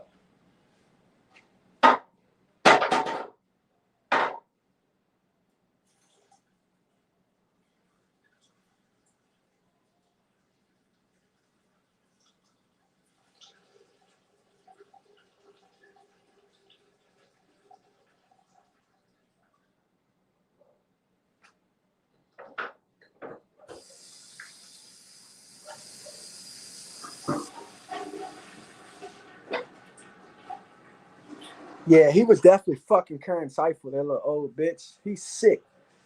That's sad, man. Fucking Kern Cypher. But you know what's fucked up? I was fucking Kern Cypher's I was fucking her little niece. And so on that note, I found out all types of shit about Christian and Kern. Shit was sickening, y'all. He's a fucking sicko. He's a fucking weirdo. And then once I found out what happened with the Asian spas, the news story is still on the internet. I'll show y'all the news story, but what his daddy did, he had a lot of shit removed. His daddy had, because they caught, Christian was the fucking #1 goddamn client. My fucking credit card transactions just show every fucking thing. And they think they got rid of all the shit, but guess who got it? Got all that shit.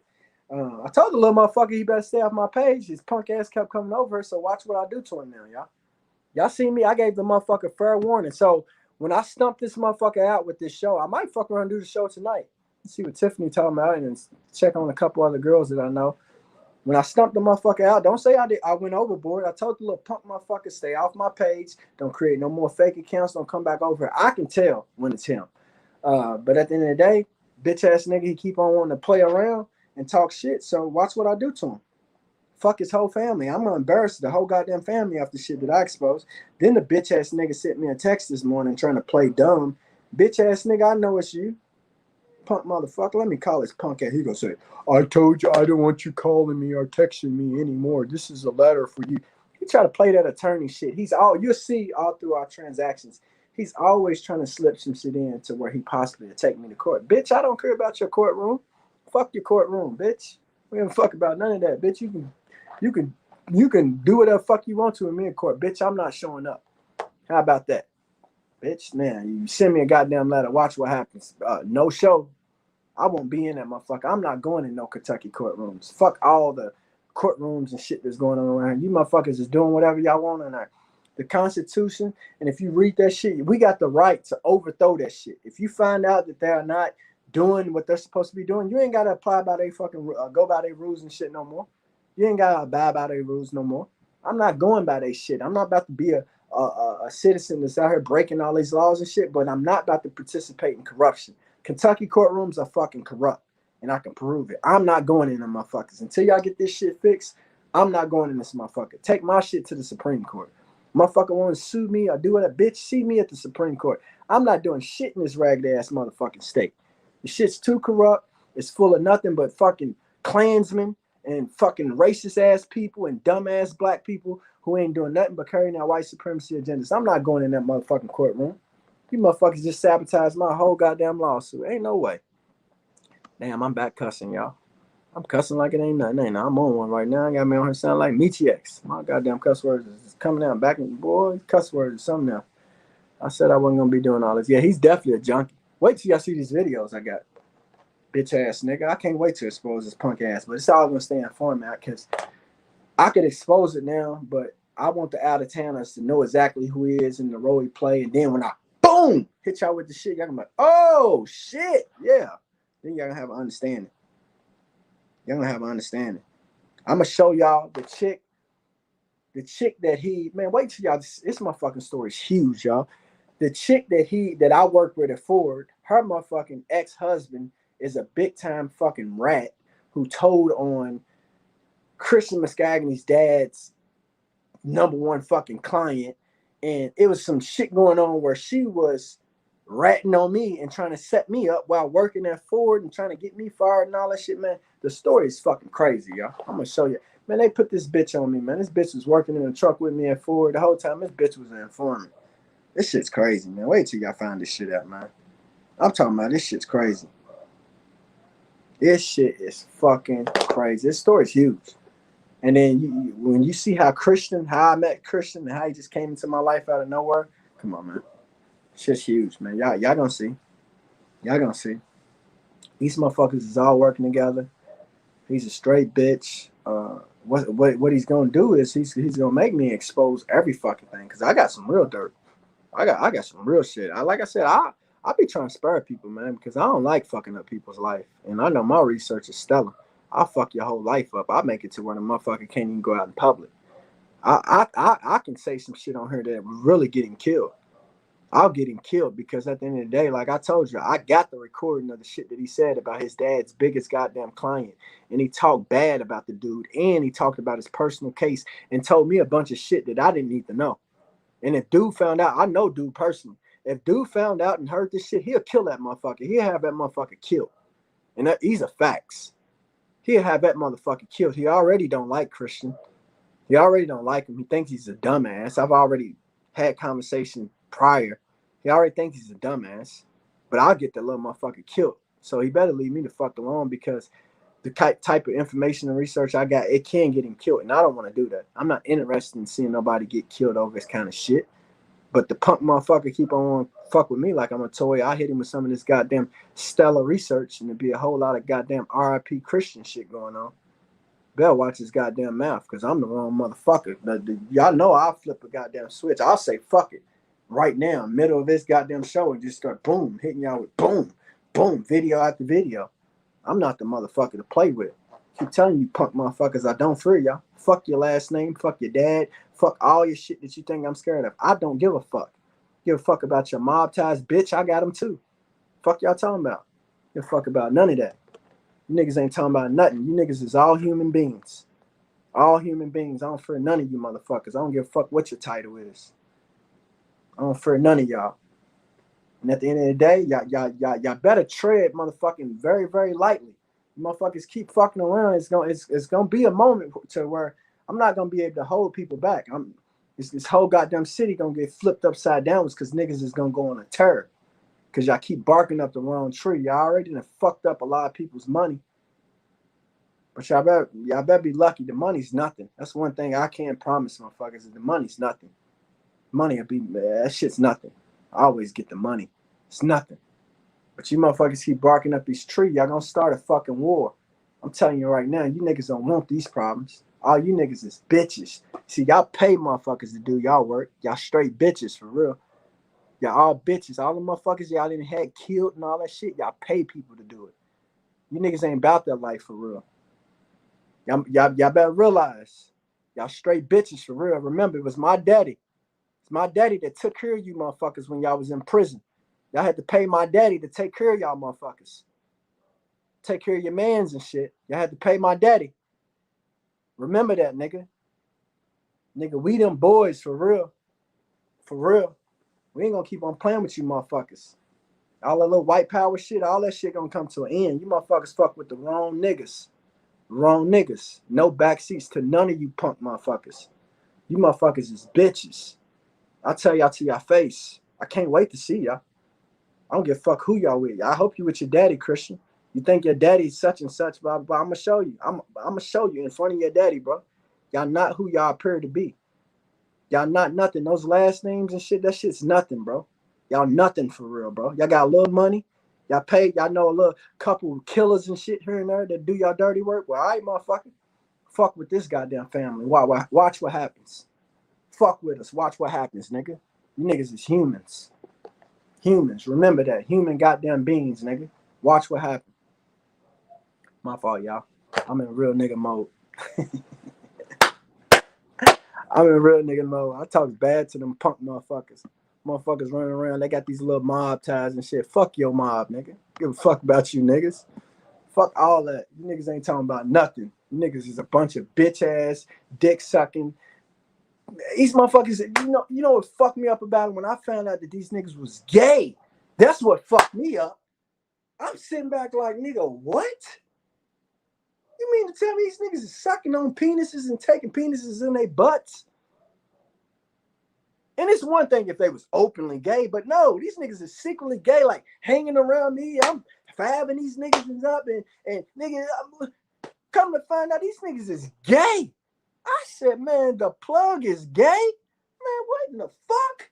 Man, this shit's crazy, man. This shit's crazy. I can't, you know what's fucked up? You know where I went at with all these bitch ass niggas? They know I sit up here and tell the truth. Y'all might not can confirm it. They know though. They know I don't make up no lies with these people, man. I'll tell y'all the whole truth when it comes to these people, man. This shit that's going on here in Louisville. This shit is crazy, man. I ain't never seen no shit like this in my life, y'all. This shit is fucking crazy, y'all. And then to know that they got this little bald-headed Christian Muscagni motherfucker trying to sabotage. That motherfucker ain't smart enough to fuck with nobody like me, man. I'm gonna tell you what this bitch ass nigga is. He's one of them dudes. He's a Summer Dickinson type person. He's waiting on the opportunity to get me in court and to be like, oh, such and such. That's it. These niggas run to courtrooms and shit. That's what you call white power. They wait for the moment that they can get a black man to say anything, and then they get you in the courtroom, and then they try to take advantage because these niggas are nothing.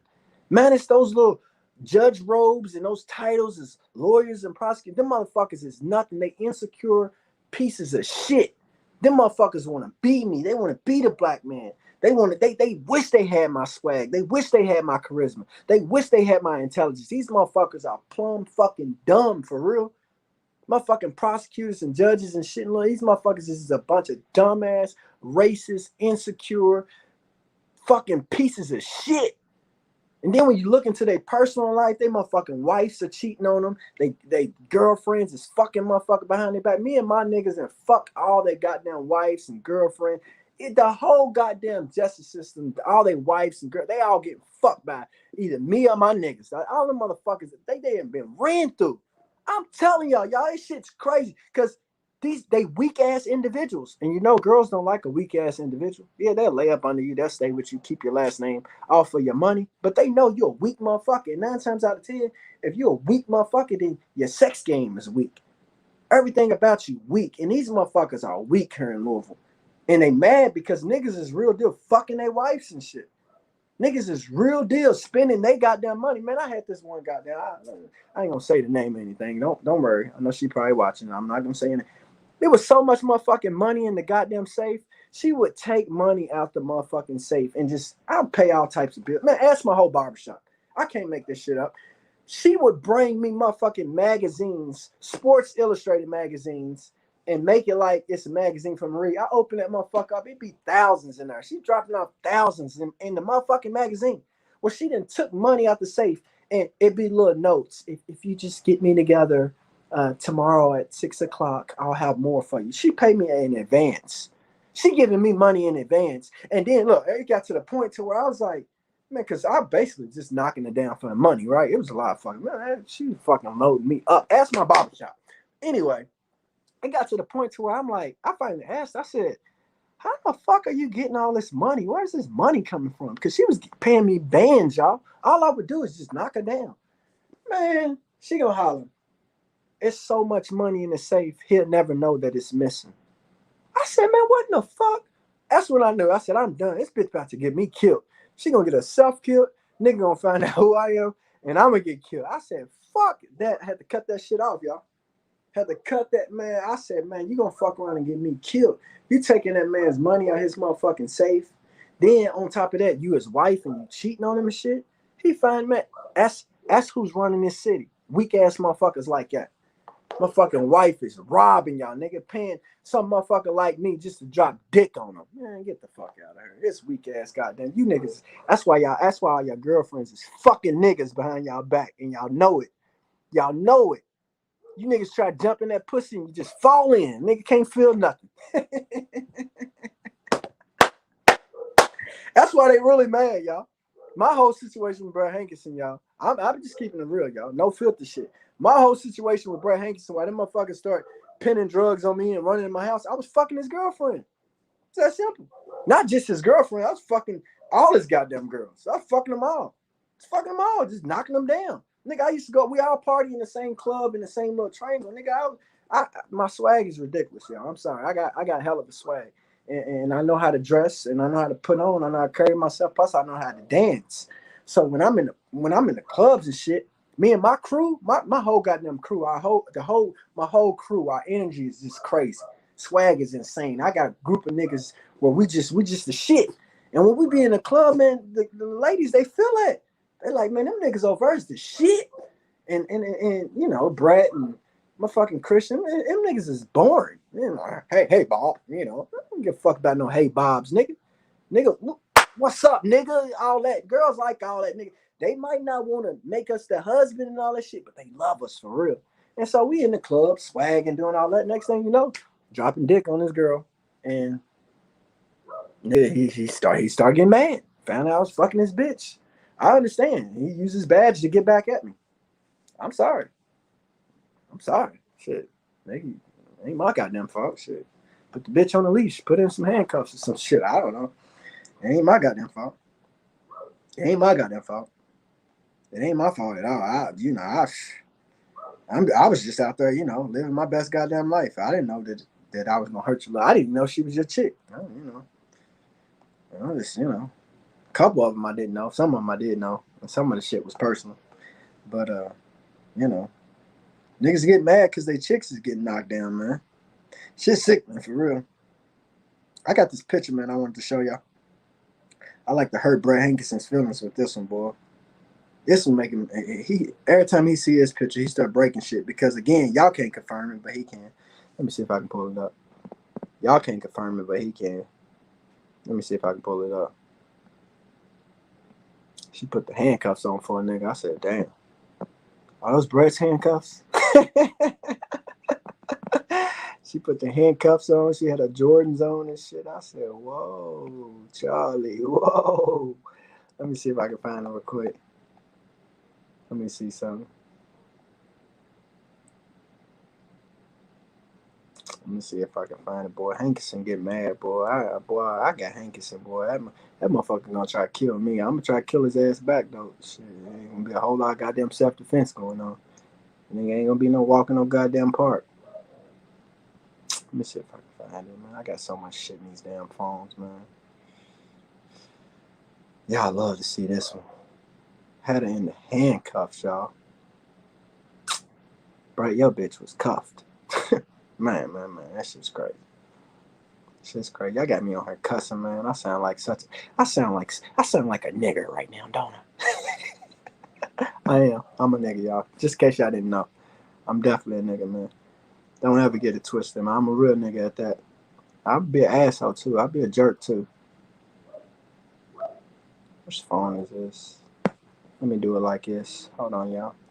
I want to make him mad real quick. I got to do this. Let me find out. I got to make him mad. I love this picture right here. I love to show this picture. What's the month? All right, hold on. Let me go all the way down to the bottom. Hold on. Oh, shit. Hold on, y'all. I love to make him mad. This picture right here, boy. Along with the videos. Y'all know I can't show the videos, though. I was going to do a fans only, but I was like, nah, that's too much. I thought about it. Especially when they start fucking with my money. I was like, I'm going to make his money back. Upload these videos. Because, you know, I got this girl all on video. I got her doing some nasty shit, y'all. I mean, it's pretty bad. That's why the nigga had everybody running in my house and shit. Because I got his girl. That's why I was waiting on FBI and shit. I'm like, where the fuck y'all at? I got the motive right here. And it's an interesting motive, too. You want to see a sex tape? It's Kim Kardashian type shit. Look at this shit. You know, I played the role of Ray J. She was Kim K. Just watch. That's the motive. That's why the motherfucker ran in. Look, I'm fucking this girl. Shit. Ain't that a motive, y'all? Ain't that a motive? I'm fucking this man's girl. Next thing you know, they running in my house. Well, that's a goddamn motive. What are the odds of the cop fucking your girl and then all of a sudden y'all running in my house and penning drugs and doing all type of shit on me for the next X amount of years? Come on, man. But for some reason, FBI never came and seen this shit. They didn't want the truth, y'all. They knew I had all the proof. They don't want this shit, y'all. That's why I gotta get it to the world.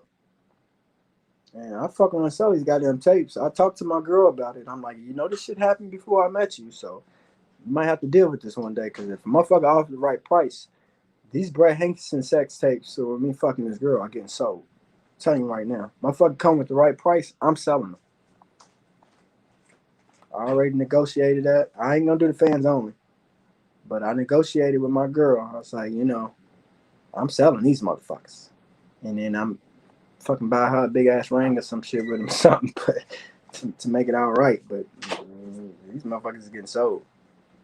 Can't sit on shit like this. You know what I mean? Because I mean, just think about it, y'all. What's gonna happen when like the porn industry and like people who who know how to spin stuff like that find out about these sex tapes? I got me fucking this man's girl.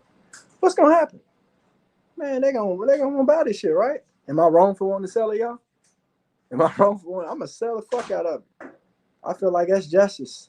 That's a form of justice right there, and it's pretty bad. Some of the police officers, they the one who got my goddamn house ran into, because I used to cut police officers, a couple of them, and they would come into my shop, and I showed them. I was like, shit, I fucked this girl, because they don't like Brett. Police officers don't like Brett, and they seen that. It got back to Hankinson, and Hankinson was pissed.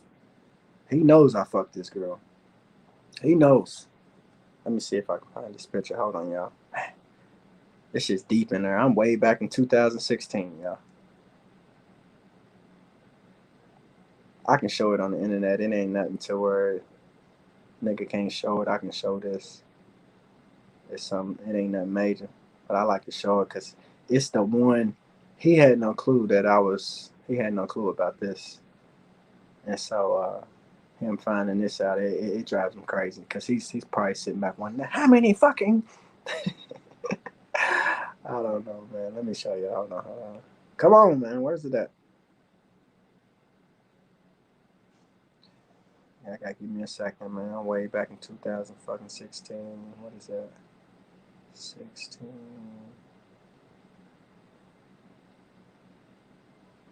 Damn, man. I got so much shit in this phone, y'all. So much fucking shit in this phone. This shit is crazy.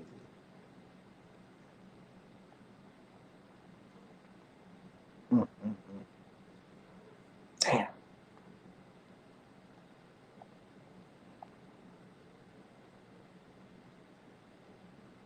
Oh my god, man. I can't find it, man. I hate it. Because I don't like to give up, y'all. I can't find it right now. I hate giving up, man. I gotta find it. I'm already been looking for way too goddamn long. Where's it at?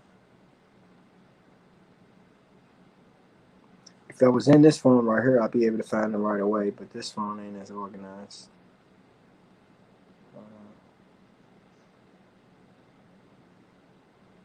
Hold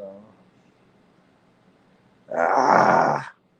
I'm about to give up. I hate giving up. It's taking too goddamn long. Where is it at? Where is it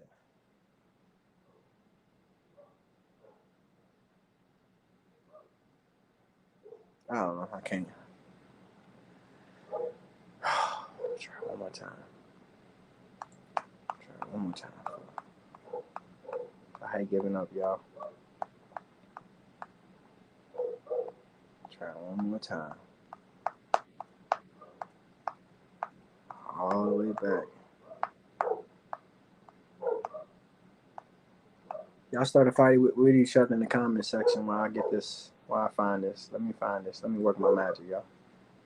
I can do this. Let me work my magic real quick. Y'all can beef with each other. I'm sure Boss Talk or one of the little weirdos or somebody's in the comment section. Y'all fight with them. Give me a second. While y'all fighting, I'm gonna try to find this shit. Where you at, girl? Where you at? Where you at?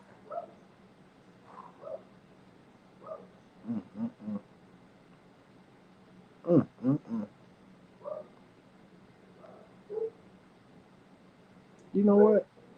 I think I can. Where you at, girl?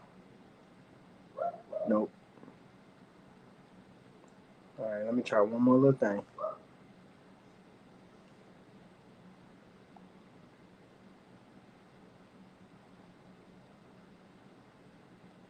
Oh shit! Damn! I think I found it, y'all. Well, I'm reading all our old text messages and stuff. Hold on. Lord have mercy.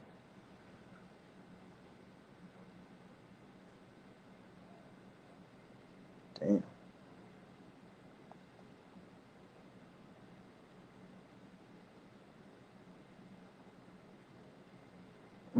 No, I can't find it right now.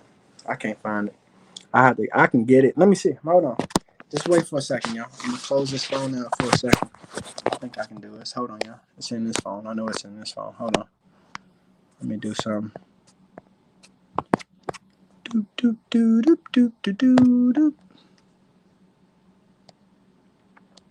Hold on. Let's see.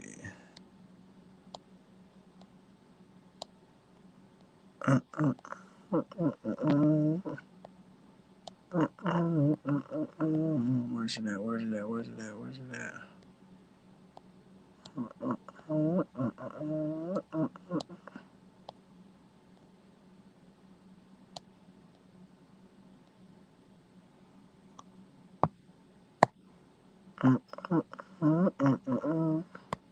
Damn, boy, I got so much shit in this phone. Goodness gracious. Where is all this shit coming from?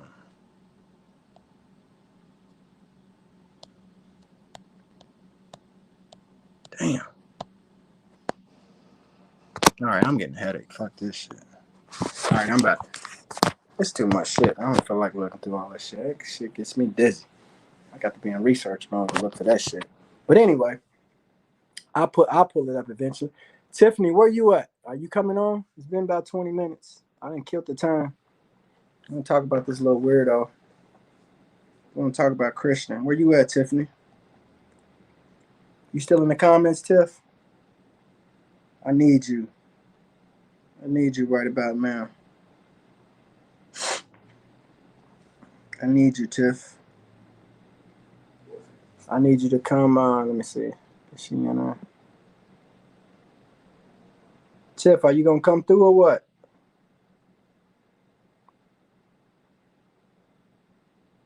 All right, let me read some of y'all comments, y'all.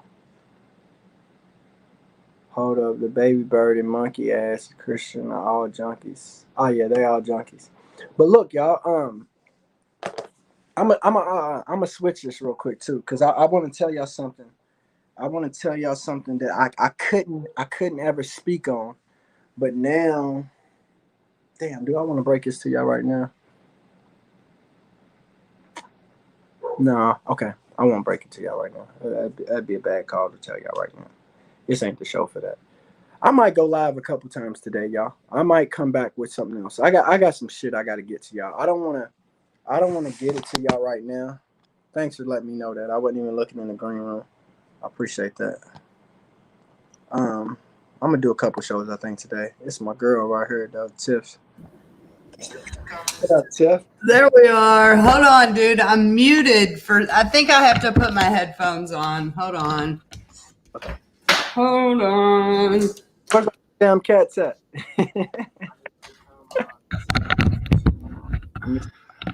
She ain't muted on my end. Nah, she ain't muted. All right. Can you hear me? Yeah, can you hear me? Yep. Where the cats at? I got one laying on the table right here. Man, be careful, y'all. These cats are gonna just walk through the screen randomly. Oh, that's too much. Okay. But yeah, so look, you see monkey ass. You see Christian. He been in here, and he been talking shit. Hold on, I can The whole time I've been reading it. Any drugs. So hold on.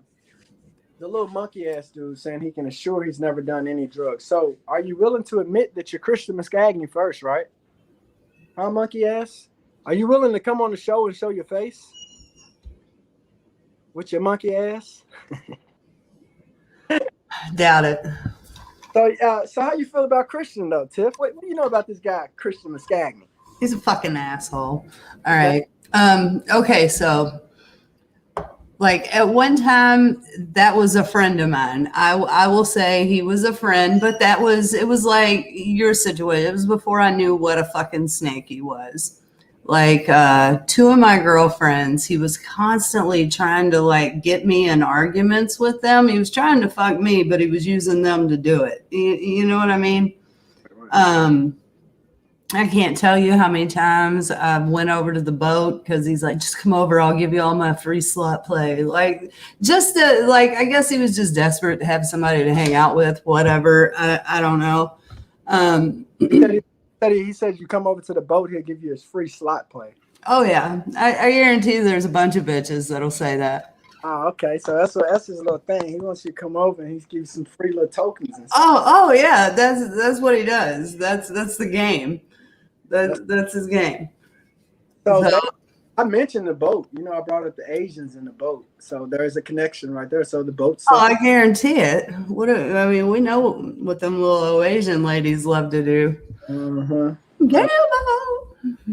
So yeah, I'm gonna let you continue with your story. So he was trying to fuck you, and yeah, for quite some time. But there's like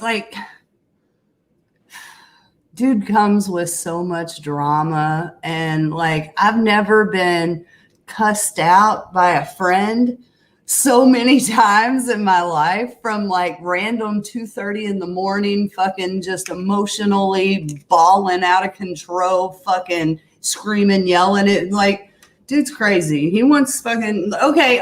We'll talk about the fucking when he texts. Let me ask you this though before we go any farther. With you being his friend, so am I making it up about him loving to get his nose dirty? All right. Oh, absolutely not. That's not a lie. Have you ever witnessed this with him? I mean, I may or may have.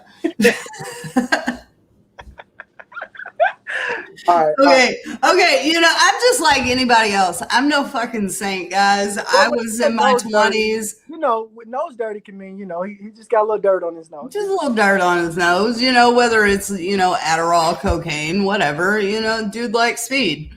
I mean, it is what it is. And speed and poker.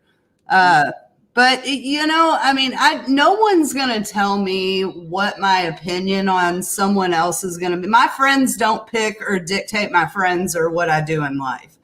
They don't make my decisions. They don't pay my fucking bills, you know. So when he's seen me in the comments on one of your lives or some shit a few months ago, and I start getting those 2:30 in the fucking morning messages. Like, we all know, like, I wish I could have been up and like I had to catch up with all your live from last night. I wish I'd have been up because I'd have had a ball with that. But I go to sleep really early. Okay. I get up early. There's no rhyme or reason. I'm just a morning person. So I'm in bed by like 10:30, 11.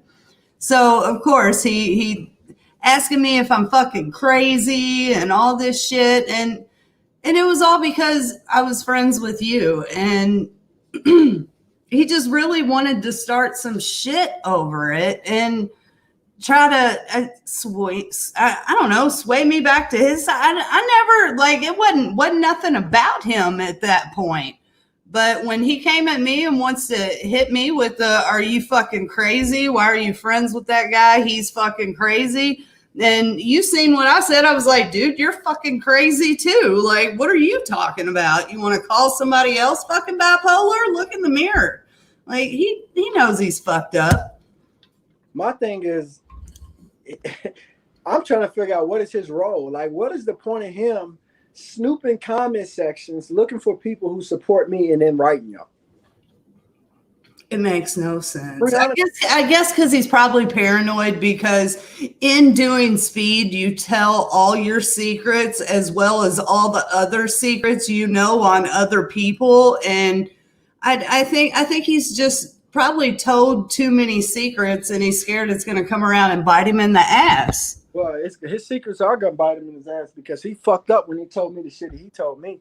Like I said, the shit that he told me, he gonna fuck around and get somebody end up doing something to him because he talks shit about the wrong person. Like, I know the person that he talks shit about, and I know what this person will do to him when they find out about it. And at the end of the day, he fucked up. But like I said, he has nothing to do with the Breonna Taylor case. So I don't understand why.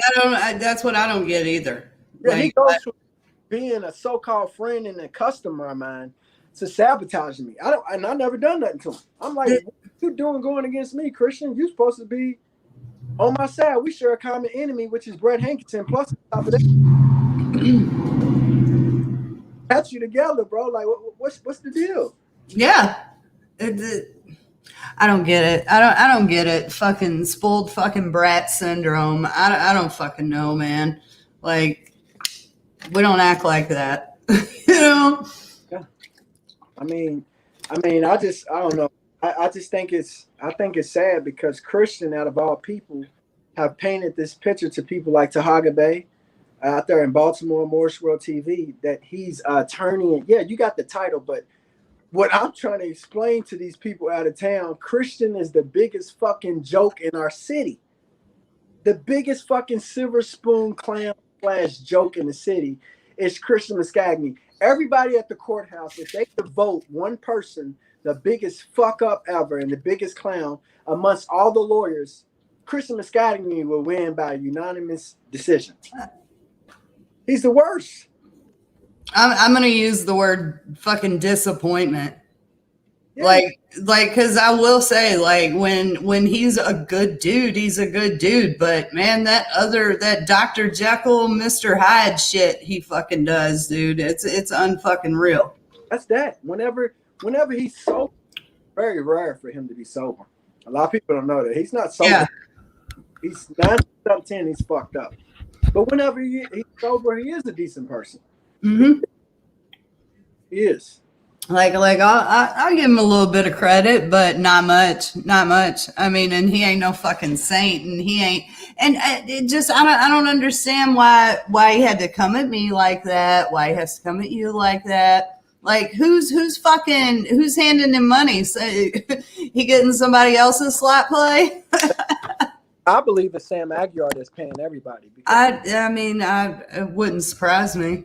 Here's the thing: me and Christian went from being solid. I mean, I was cutting his hair and shit. That motherfucker hit me up whenever he wanted to for haircuts, right? Mm-hmm. He was feeding me inside.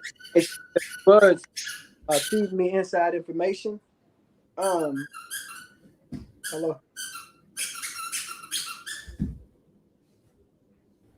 All right, that's good. Sorry. No, I'm gonna do it to yours and you do it to his. That's too much. No, fuck all that. I'm doing all that work. All right. My fault. Yeah, my thing was Come on with the squeaky toy. I personally believe Aguilar paid all of them because Christian went from being my client. I would cut his hair. I would give him special treatment for real because he was getting inside. And so Christian went from being solid with me, and then I hook him up with girls and shit. You know what I mean? All of a sudden, I looked up. Him and my attorney is on Facebook bashing me. And I'm like, Yeah. bro. I'm like, what the fuck did I do? I'm like, where did that come from, bro? Me and you ain't never had an issue ever. And all of a Out of sudden, nowhere. blasting me. I said, wow. So yeah, just crazy. Oh. Crazy. But yeah, I definitely wanted to bring you on and confirm a few things about him, because the thing is about Christian is, you know how I am, Tiff. I don't wanna fuck people over. You seen my shit. You been to the house. You seen my I got on people. I'm not in this shit for that. I'm in this shit to get Brett Hankinson and those cops. I don't want to fucking be fucking up people's lives. Hey, people got life. Once this shit's over, it depends on being a lawyer. I don't want to fuck people over, but at the end of the day, it's where it's like, if y'all gonna keep coming at me, I got no choice but to put this shit about y'all. Yeah, go right back at him. I mean, it's the same with like I got attacked pretty fucking hard last year, and they got all butthurt when I came back at them. Like the guy that kept calling me and harassing me got all upset when I put his number on the internet. Stop fucking calling me. I mean, it's that simple. Like, don't fuck with people and they won't fuck with you back. Like, I ain't no fucking punk.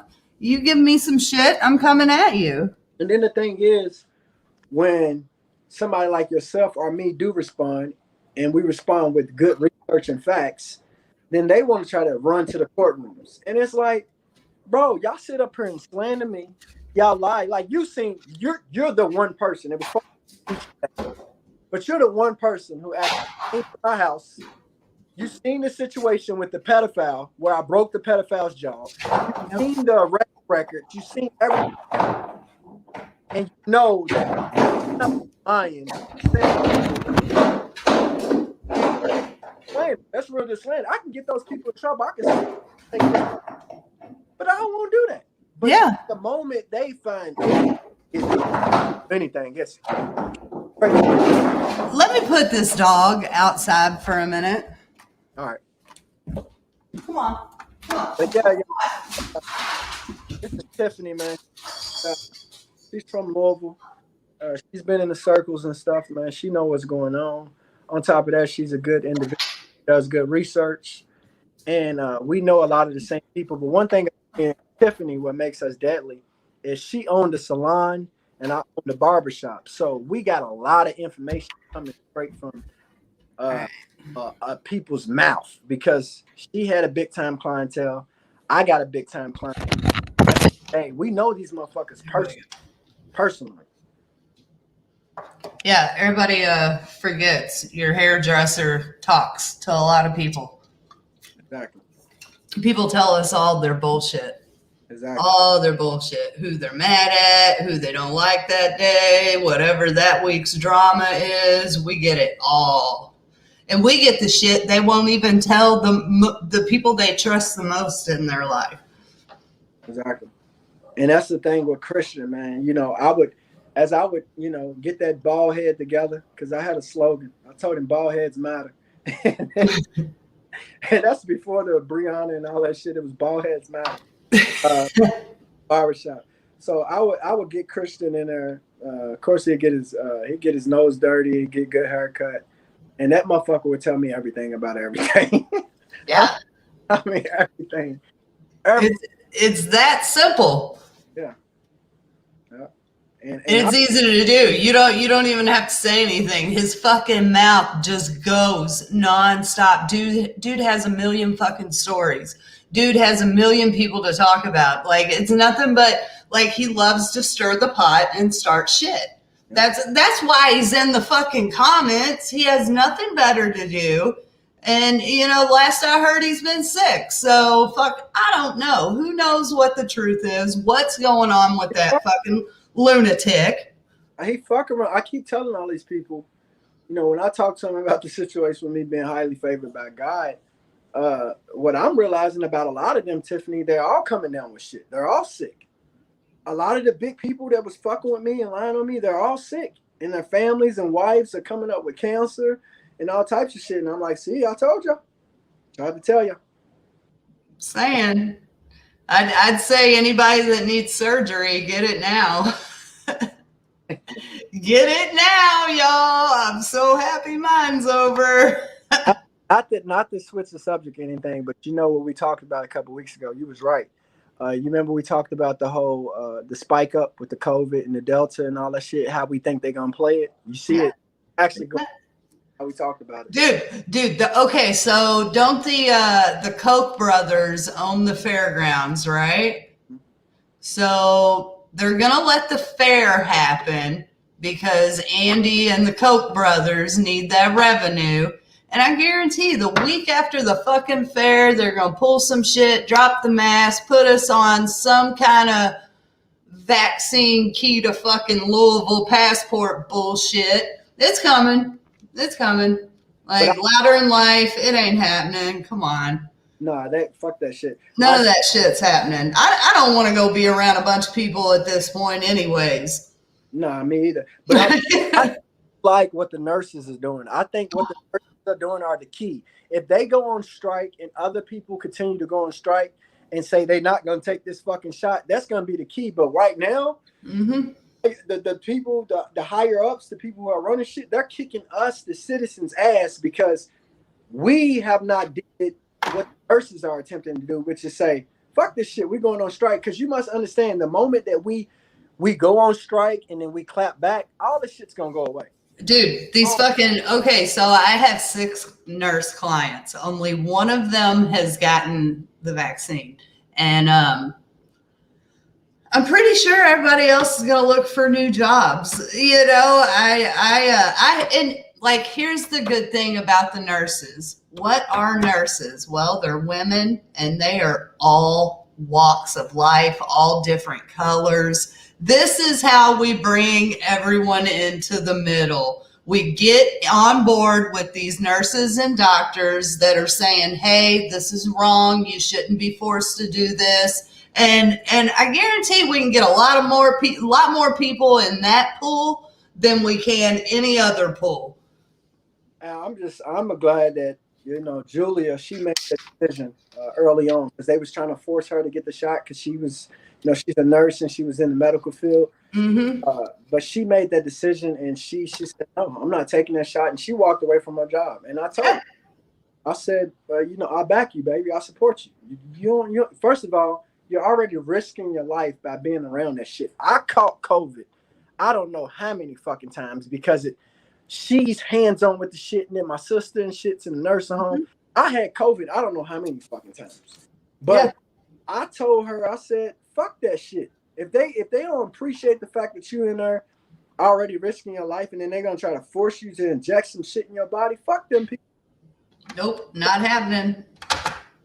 Yeah, I'm pretty proud of anybody that said, no, I'm not getting the shot, or, you know what, I'm not putting a mask back on, fuck this job. I've read a bunch of different testimonials about people that are quitting their jobs. They're standing up to this shit. And I think over the next couple of weeks, I think what they're doing in New York City is really going to ramp up everybody's willingness to stand up for themselves finally. I mean, you've had a year and a half to get healthy. Like, it's time. It's go time. I'll tell you what I do think. I think the way this is going to tie into the protests and all the corruption, some of the pieces who was involved with the corruption that kind of know too much, I think with this whole Delta thing that's coming, I think you're going to see people like Summer Dickerson and certain people who was like important and they know too much, they're going to end up dead.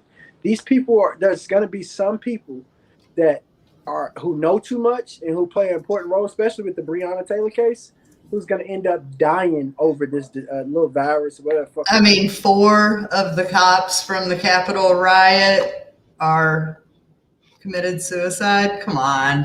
Does anybody believe that? I want to know, like, show me the person that is like, yeah, all 4 of those cops, they committed suicide. I don't fucking believe it, and I won't.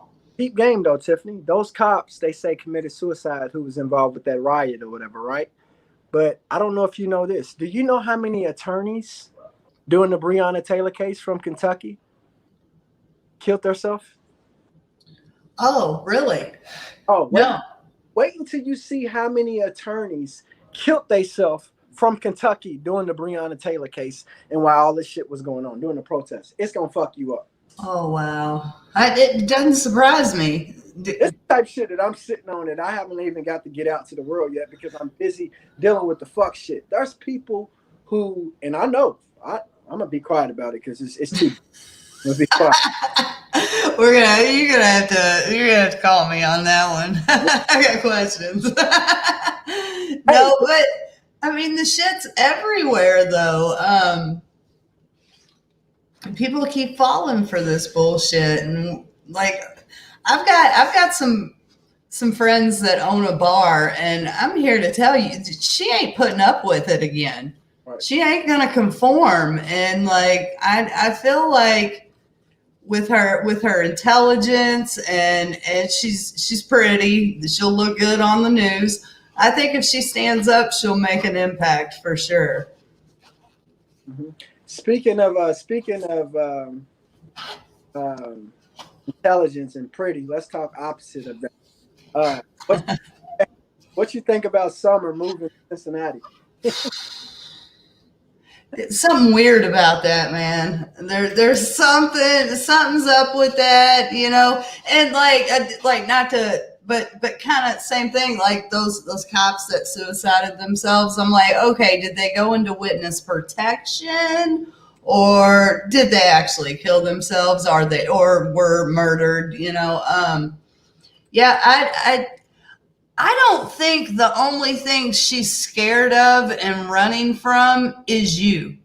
No, And I don't think in any way. That's all the act. She's not. I don't think you blew up her spot, because she's always live, always on the. You know what I mean? So I don't understand why she would move to Cincinnati. I think she's scared. She's definitely not scared of me. That's all the act. But she is scared of when the truth is going to hit the world and come out, and when the city of Louisville has no choice but to accept the truth, and she don't want to be here for that. Mm-hmm. Don't want to be here for that, because here's the thing: she's not going to be able to walk around or live here anymore once the truth come out. So you might as well jump the gun and get away now. Oh yeah, absolutely. Because here's the thing: I can take it right now. I can take the recordings and break it down and play it on my YouTube right now, and there's going to be a large percentage of the country that gets a hold of it, and they're like, what the fuck, huh? But you know, I'm just trying to be patient, because really I want the FBI to do it, and the FBI still ain't made the announcement. They're in on it, dude. They're in on it. They're in on it. I mean, there's no way around it. I mean, everything I've been told, they're in on it. And like, do what? Amazing red flag that nobody caught. So you remember the contract, right? The contract said that they was to destroy all the evidence that was used to get the $12 million. You remember that, right? Mm-hmm. So y'all got to pay attention to this. I think, honestly, what I think is going on, Tamika Palmer can't get that money now because of me. Sam Aguilar and them are not getting that money, and I'm explaining why. Maybe they did, but I got this theory. It's just a theory. I believe they did not get the money yet, and they're not going to get it, because the contract said, if you read it carefully, all right, where is that? I got it. I'll have to go get it. But if you read it carefully, the contract stated that they was to destroy all the evidence. Destroy all the evidence, right? Mm-hmm. So when they destroyed all the evidence, they fucked up. This is where they fucked up. When I released the body cam footage and evidence on the internet, they did not give me the credit. What they did is they gave the credit to Vice News. Vice News said that they got the videos from Sam Aguilar.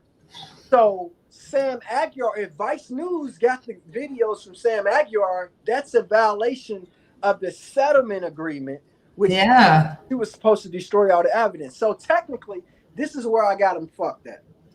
When I released the body cam footage, y'all trying to give the credit to somebody else. Where did that come from? The only person that has it is me, and anybody else who has it that's involved with that legal team is in trouble, because y'all signed a contract that said y'all would destroy all of it. All of it. So they're fucked. They fucked themselves. And I think the justice system here locally, they're not telling y'all, they not getting that money. They're not getting that $12 million, because I know this. Breonna Taylor's mother, she owes a lot. She owes some big time money to them boys out of town. She owes them some money because the shit got picked off, right? And I know for a fact, just a couple months ago, they was applying real pressure to her, and she was pressing because they want their fucking money. And if you got $12 million taking care of them niggas, that ain't nothing. Yeah. So I think they're not getting the money. And they're not telling nobody that. They're not getting the money, I don't think. But why wouldn't they tell anybody? Because it's embarrassing. I mean, still, she had what, 8 million in a GoFundMe? They had the GoFundMe money, but the thing is about the GoFundMe, you got to understand what the GoFundMe was all about. NFAC got over 2,000 members, right? a large percentage of those members, and if you do the math, they was getting paid. So let's just say those members was just getting, you know, $500 just for the week, which is get some people to come in town. They was paying the NFAC members, I believe, Sam Aguilar. They also had to pay Until Freedom. And then you got to think about all the protesters that they paid. That GoFundMe money, even though it was like $6 million, that shit went quick because they had to pay so many people. They had to pay NFAC. They had to pay Tamika D. Mallory and Until Freedom. And then all the little shit that they was doing on the media and the events they was putting together. I believe it. Protesters. That money went fast. Because I wonder who their CPA is. I think Sam Aguilar manipulated Tamika Palmer and told her, we're going to take the GoFundMe and then we're going to pay all these people to do all this stuff. And then we're going to get a big chunk at the end. We're going to double up and get $12 million. Yeah. And they fucked themselves. They fucked themselves. When I released that body cam footage, you got to understand, I released it after they signed the contract and after the charges and stuff. Daniel Cameron had made an announcement that there was no evidence to prosecute these cops, right? Right. I released it. They never gave me the credit. They gave Vice News the credit. Vice News said they got the videos from Sam Aguilar, which is a direct violation of the contract. Yeah, absolutely. Wow. Nobody ever caught that. Nobody caught that. But I always wanted to be face to face with Sam. And I say, so where did the videos come from? Did they come from me or did they come from you? If they came from you, if Vice News got that shit from you, you're fucked. And everybody knows the one who leaked it. But Vice News said they got it from Sam. Unbelievable. Whew. It's too much, dude. It's too much. It's a lot. That's a lot. But look, I know you got your hands full, your animals and stuff over. No, I'm good, dude. I ain't been doing nothing but healing up for 2 weeks. Let's see. Yeah. How did that go? Did it go good? It was great. I mean, okay, like they definitely gave me too much anesthesia. I lost a bunch of blood. Took me forever to wake up. I ended up with like 4 or 5 incisions instead of just 3. Like it was a little brutal, but it was only rough. Like probably the first 4 days. I've been fine. I'm good. That's good. Well, I'm glad to hear that you. I'm glad it's over. I got a hot flash coming on right now. And I am going to ride these motherfuckers out. I refuse to put some old fake estrogen in this body. I'm going to ride it out. I'm eating greens. Right. I'm going to start exercising again Monday. I can't take 6 weeks off. I can't. Like, I have been like, I'm starting to get depressed. Like, sitting around, not being able to work out. It's just like me and my dog all day looking at each other. Like I can't walk him. We go sit in the backyard. It's almost over. I'm going to start walking Monday and I'm going to start doing 8-pound dumbbells. I got to do something. I'm going crazy. Do what you got to do. Don't rush it, but do what you got to do to get yourself from press and get yourself back going, get your blood flowing. But don't rush it though. You know? That's right. But yeah, I've got all kinds of free time, dude. But if you want me to come in on these late night ones, you got to give me a heads up during the day so I take a fucking nap, dude. Mamaw needs her sleep. I think I'm gonna come back. So I think I'm gonna go put together a show and then I'm gonna call you. All right. We're gonna hit him with something tonight. I think I want to fuck Christian over tonight. I don't know. I gotta talk to my girl about it because I worked so hard to format everything and to keep things in format, and I've already broke my format by doing little shows like this. Dude, I mean, worst comes to worst, you just create another YouTube and fucking. But I think this is like, dude, these people. Not saying like the Team Kendrick people, but like I sit and I told you, I get up in the morning and I check YouTube and then I go, I have my certain pages, my haters and the people I love. And I go through and I dissect comments and I try to figure out who's from the other team, who's a cop, who's a fucking asshole, and They fucking love the drama. So fuck them, dude. They're like, throw the shit out there, get your fucking watch hours up, monetize this motherfucker, and really piss them off by making more money, having more views. Like, it fucks them up, dude. They hate you so much, dude. Fucking, okay. Little Daniel's son, Karate Kid, fucking doing karate kicks in his motherfucking bedroom closet at fucking 6 o'clock in the morning and shit, flashing guns, fucking like I ain't never. He was so fucking mad. It was fucking priceless. I laughed my ass off. Seeing him while he's in the green room waiting, he doing this shit. Had some guns up. He's like, I'm like, dude, boy, I will kick your ass. Like, what's he weigh? He probably weighs about the same as me. He probably weighs 145, 150. that little motherfucker's weird, man. I ain't never seen that. Like, hey, did you see the little weird dude that's on D. Garrett's page? I don't know his name, but that motherfucker's scary weird. The Smiley guy? Yeah. What's his name? Smiley. What's his Jason Smiley. Smiley. That's what it was. And that creepy motherfucker. It gives me fucking creepy vibes. And then when he said he works for CPS, I was like, get this fucking guy out of here. Listen, when you said the CPS shit, I start thinking, man, that motherfucker's a child molester. I said, that motherfucker's been around kids and shit. This little weird motherfucker. Then he got to talking about my address, and he was like, oh, yeah, I know the deeds to his house. I said, man, you weird motherfucker. Like, who are you? And why are you looking at the deed to my house, weirdo? Like, fuck, dude. Trust me. There is a lot of us out here that use and have brains, okay? Yeah. And, like, we fucking look at this shit. What about... Have you seen the Gary Gordino or some shit? He's always on like Summers Live, and now he's on Darren's podcast every night. He's some creepy dude from fucking New England somewhere. His name's Gary. It's like Gary Gardino or something. Dude is a flat out fucking creep, and he's riding all their fucking dicks. He's like creepy fucking white dude. I ain't never seen that. Fucking balding. He's on Darren's Live and Summers? Yeah. He's always on Summers Lives. Like Summer shit. I can't watch her shit. Always. And if you look at his friends list, he's one of those dudes that has nothing but like whorish looking women for his friends. Whole friends list is like broke down bitches. And from another country, you said? No, he lives in New England, Vermont or something. New Hampshire, Vermont area, something like that. Hold on. I'm going to pull up his picture. Yeah, let's share this shit. I got to see this word. This motherfucker is creepy. It's so many of them, man. I was like, man, I can't keep up with this shit. It's so I'll tell you who else is creepy to me, too. You see that little weird white dude with the stringy hair that be on Darren's shit? He's always just quiet when he comes on there. The motherfucker don't say shit. He just be on her. What's his name? What the fuck is his name, y'all? Galaxy. The white dude, Galaxy.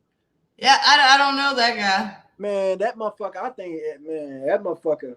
I don't know, man. I'm getting some intel on him. Something's telling me I got to get some intel on that motherfucker. I got some people putting some shit together for me. Cause that little motherfucker, the way he just comes on the show, he don't say nothing. So I'm like, what is his purpose? My thing is this. The first thing I try to do is discover what is the purpose. What is a person's purpose? And those people who seem to not have a purpose, I'm like, I got to figure them out, because that's scary when you don't understand exactly what is their purpose. It just weird, creepy shit. I think he blocked me. He blocked you? What you say his name is? It's Gary, Gary Giordano.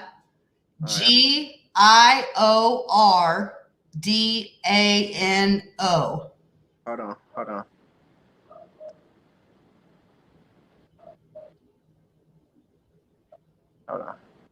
How you spell his last name? Giordano.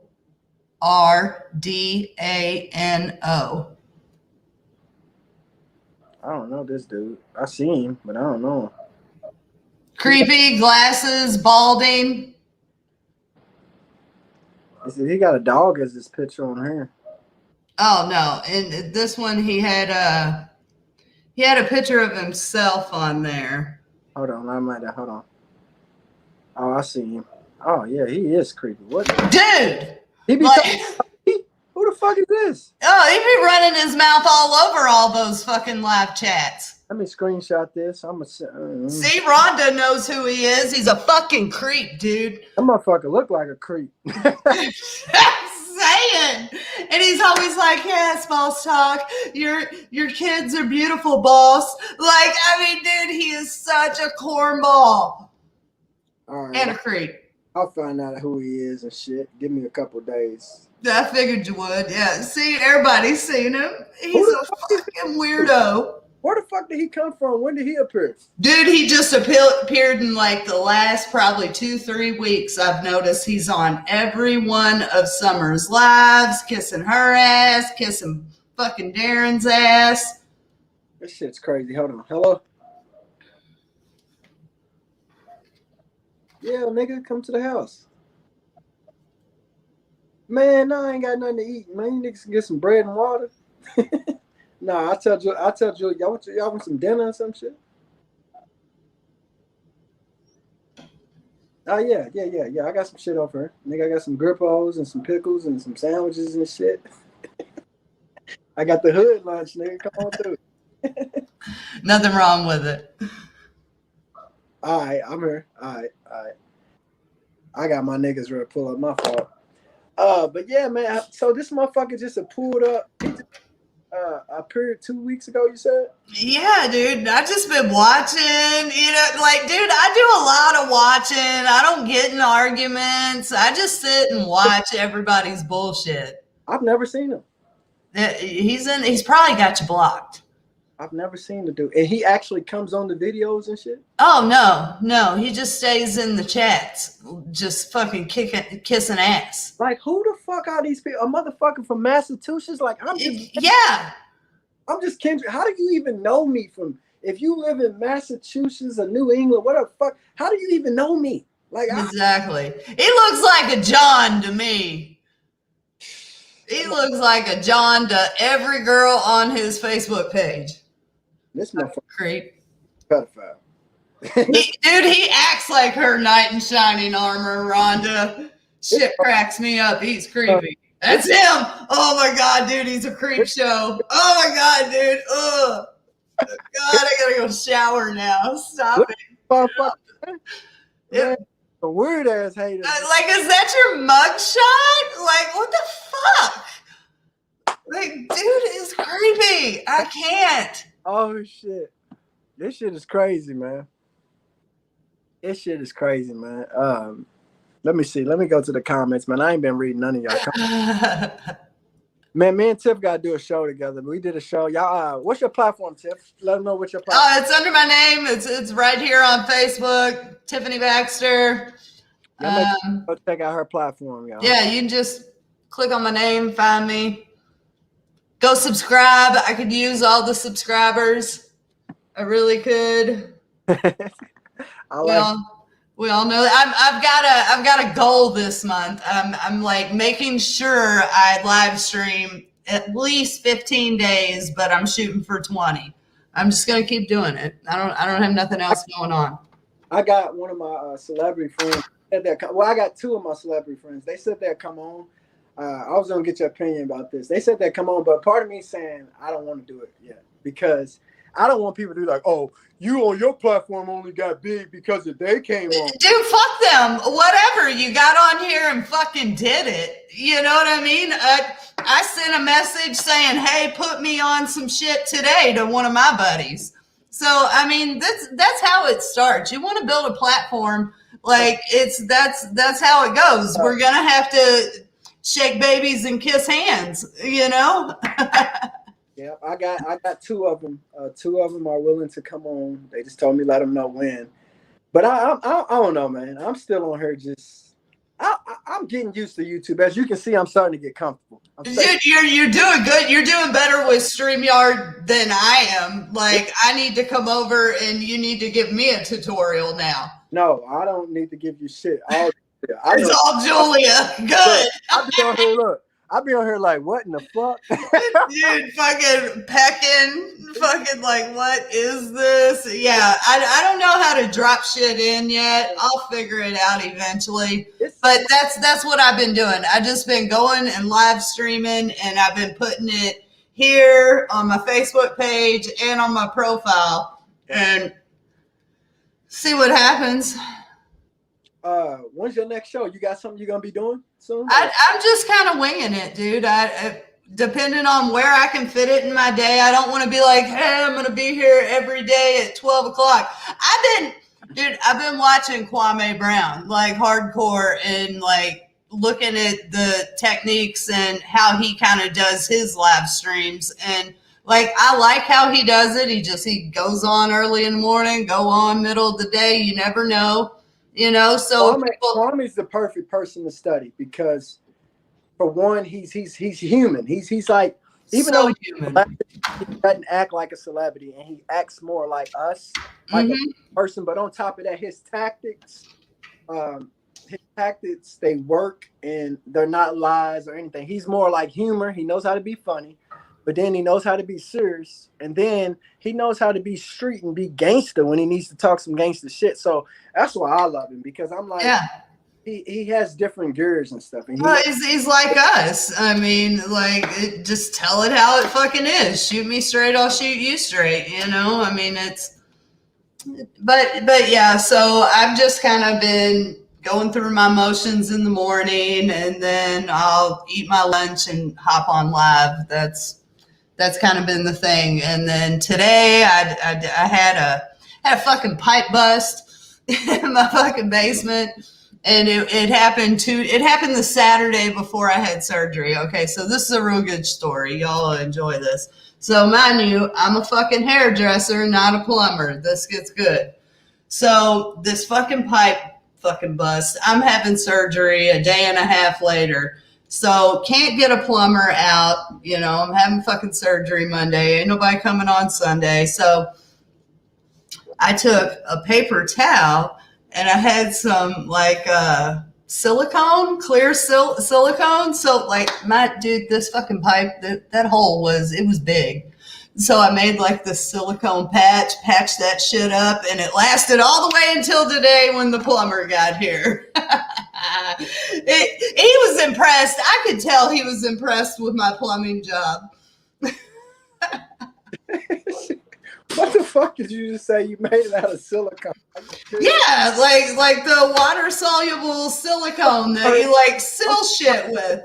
Like, I'm a visual person, so I'm sitting right thinking about what you done did. Shoving a fucking fake titty up in it, no. Oh shit! But it worked, and it held on for the past week and a half. Shit was great. Ask Julia, I'm the king. Like, I know you can't say the word, but I'm the king of nigga rigging. Like, my shit, I got everything right. Dude, you know what? I mean, when you grow up with like what you need and not what you want, you learn to figure things out to get what you want, or to make things good enough for now. Like, dude, I'm so glad I wasn't a spoiled fucking brat when I was younger. I was in some ways, but like, we were poor. Like, my family's still poor. You know what I mean? We're all 2 weeks away from being homeless at any point. Right. Well, at the end of the day, one thing about being poor, though, it teaches you how to work and get things done with less. That's one thing I appreciate. Yeah.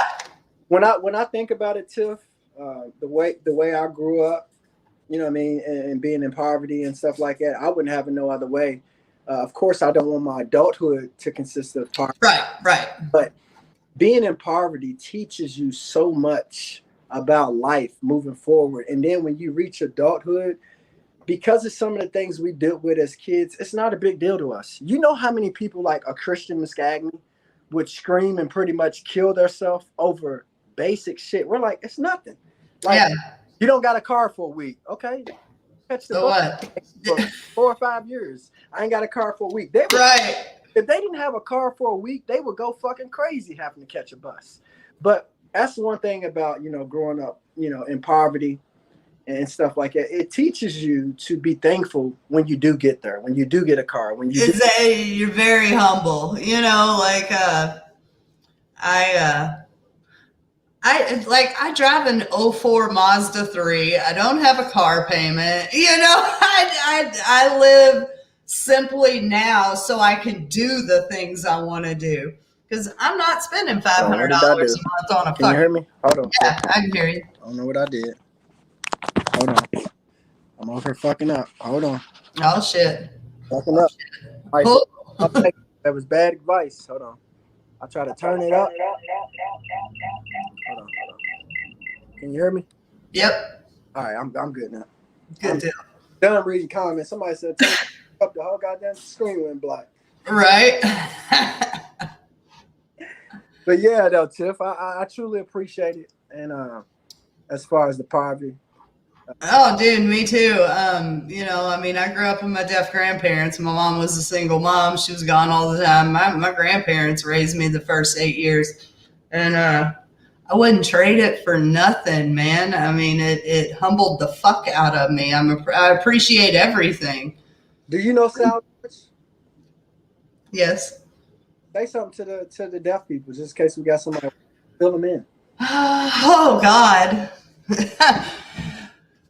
You want to talk with me? I don't know. I don't like. This would be like, just let them know that we're trying to get justice for Breonna Taylor. How about that? I would have to spell it. I don't. You know what I mean? Like JUSTICE for BREONNATAYLOR.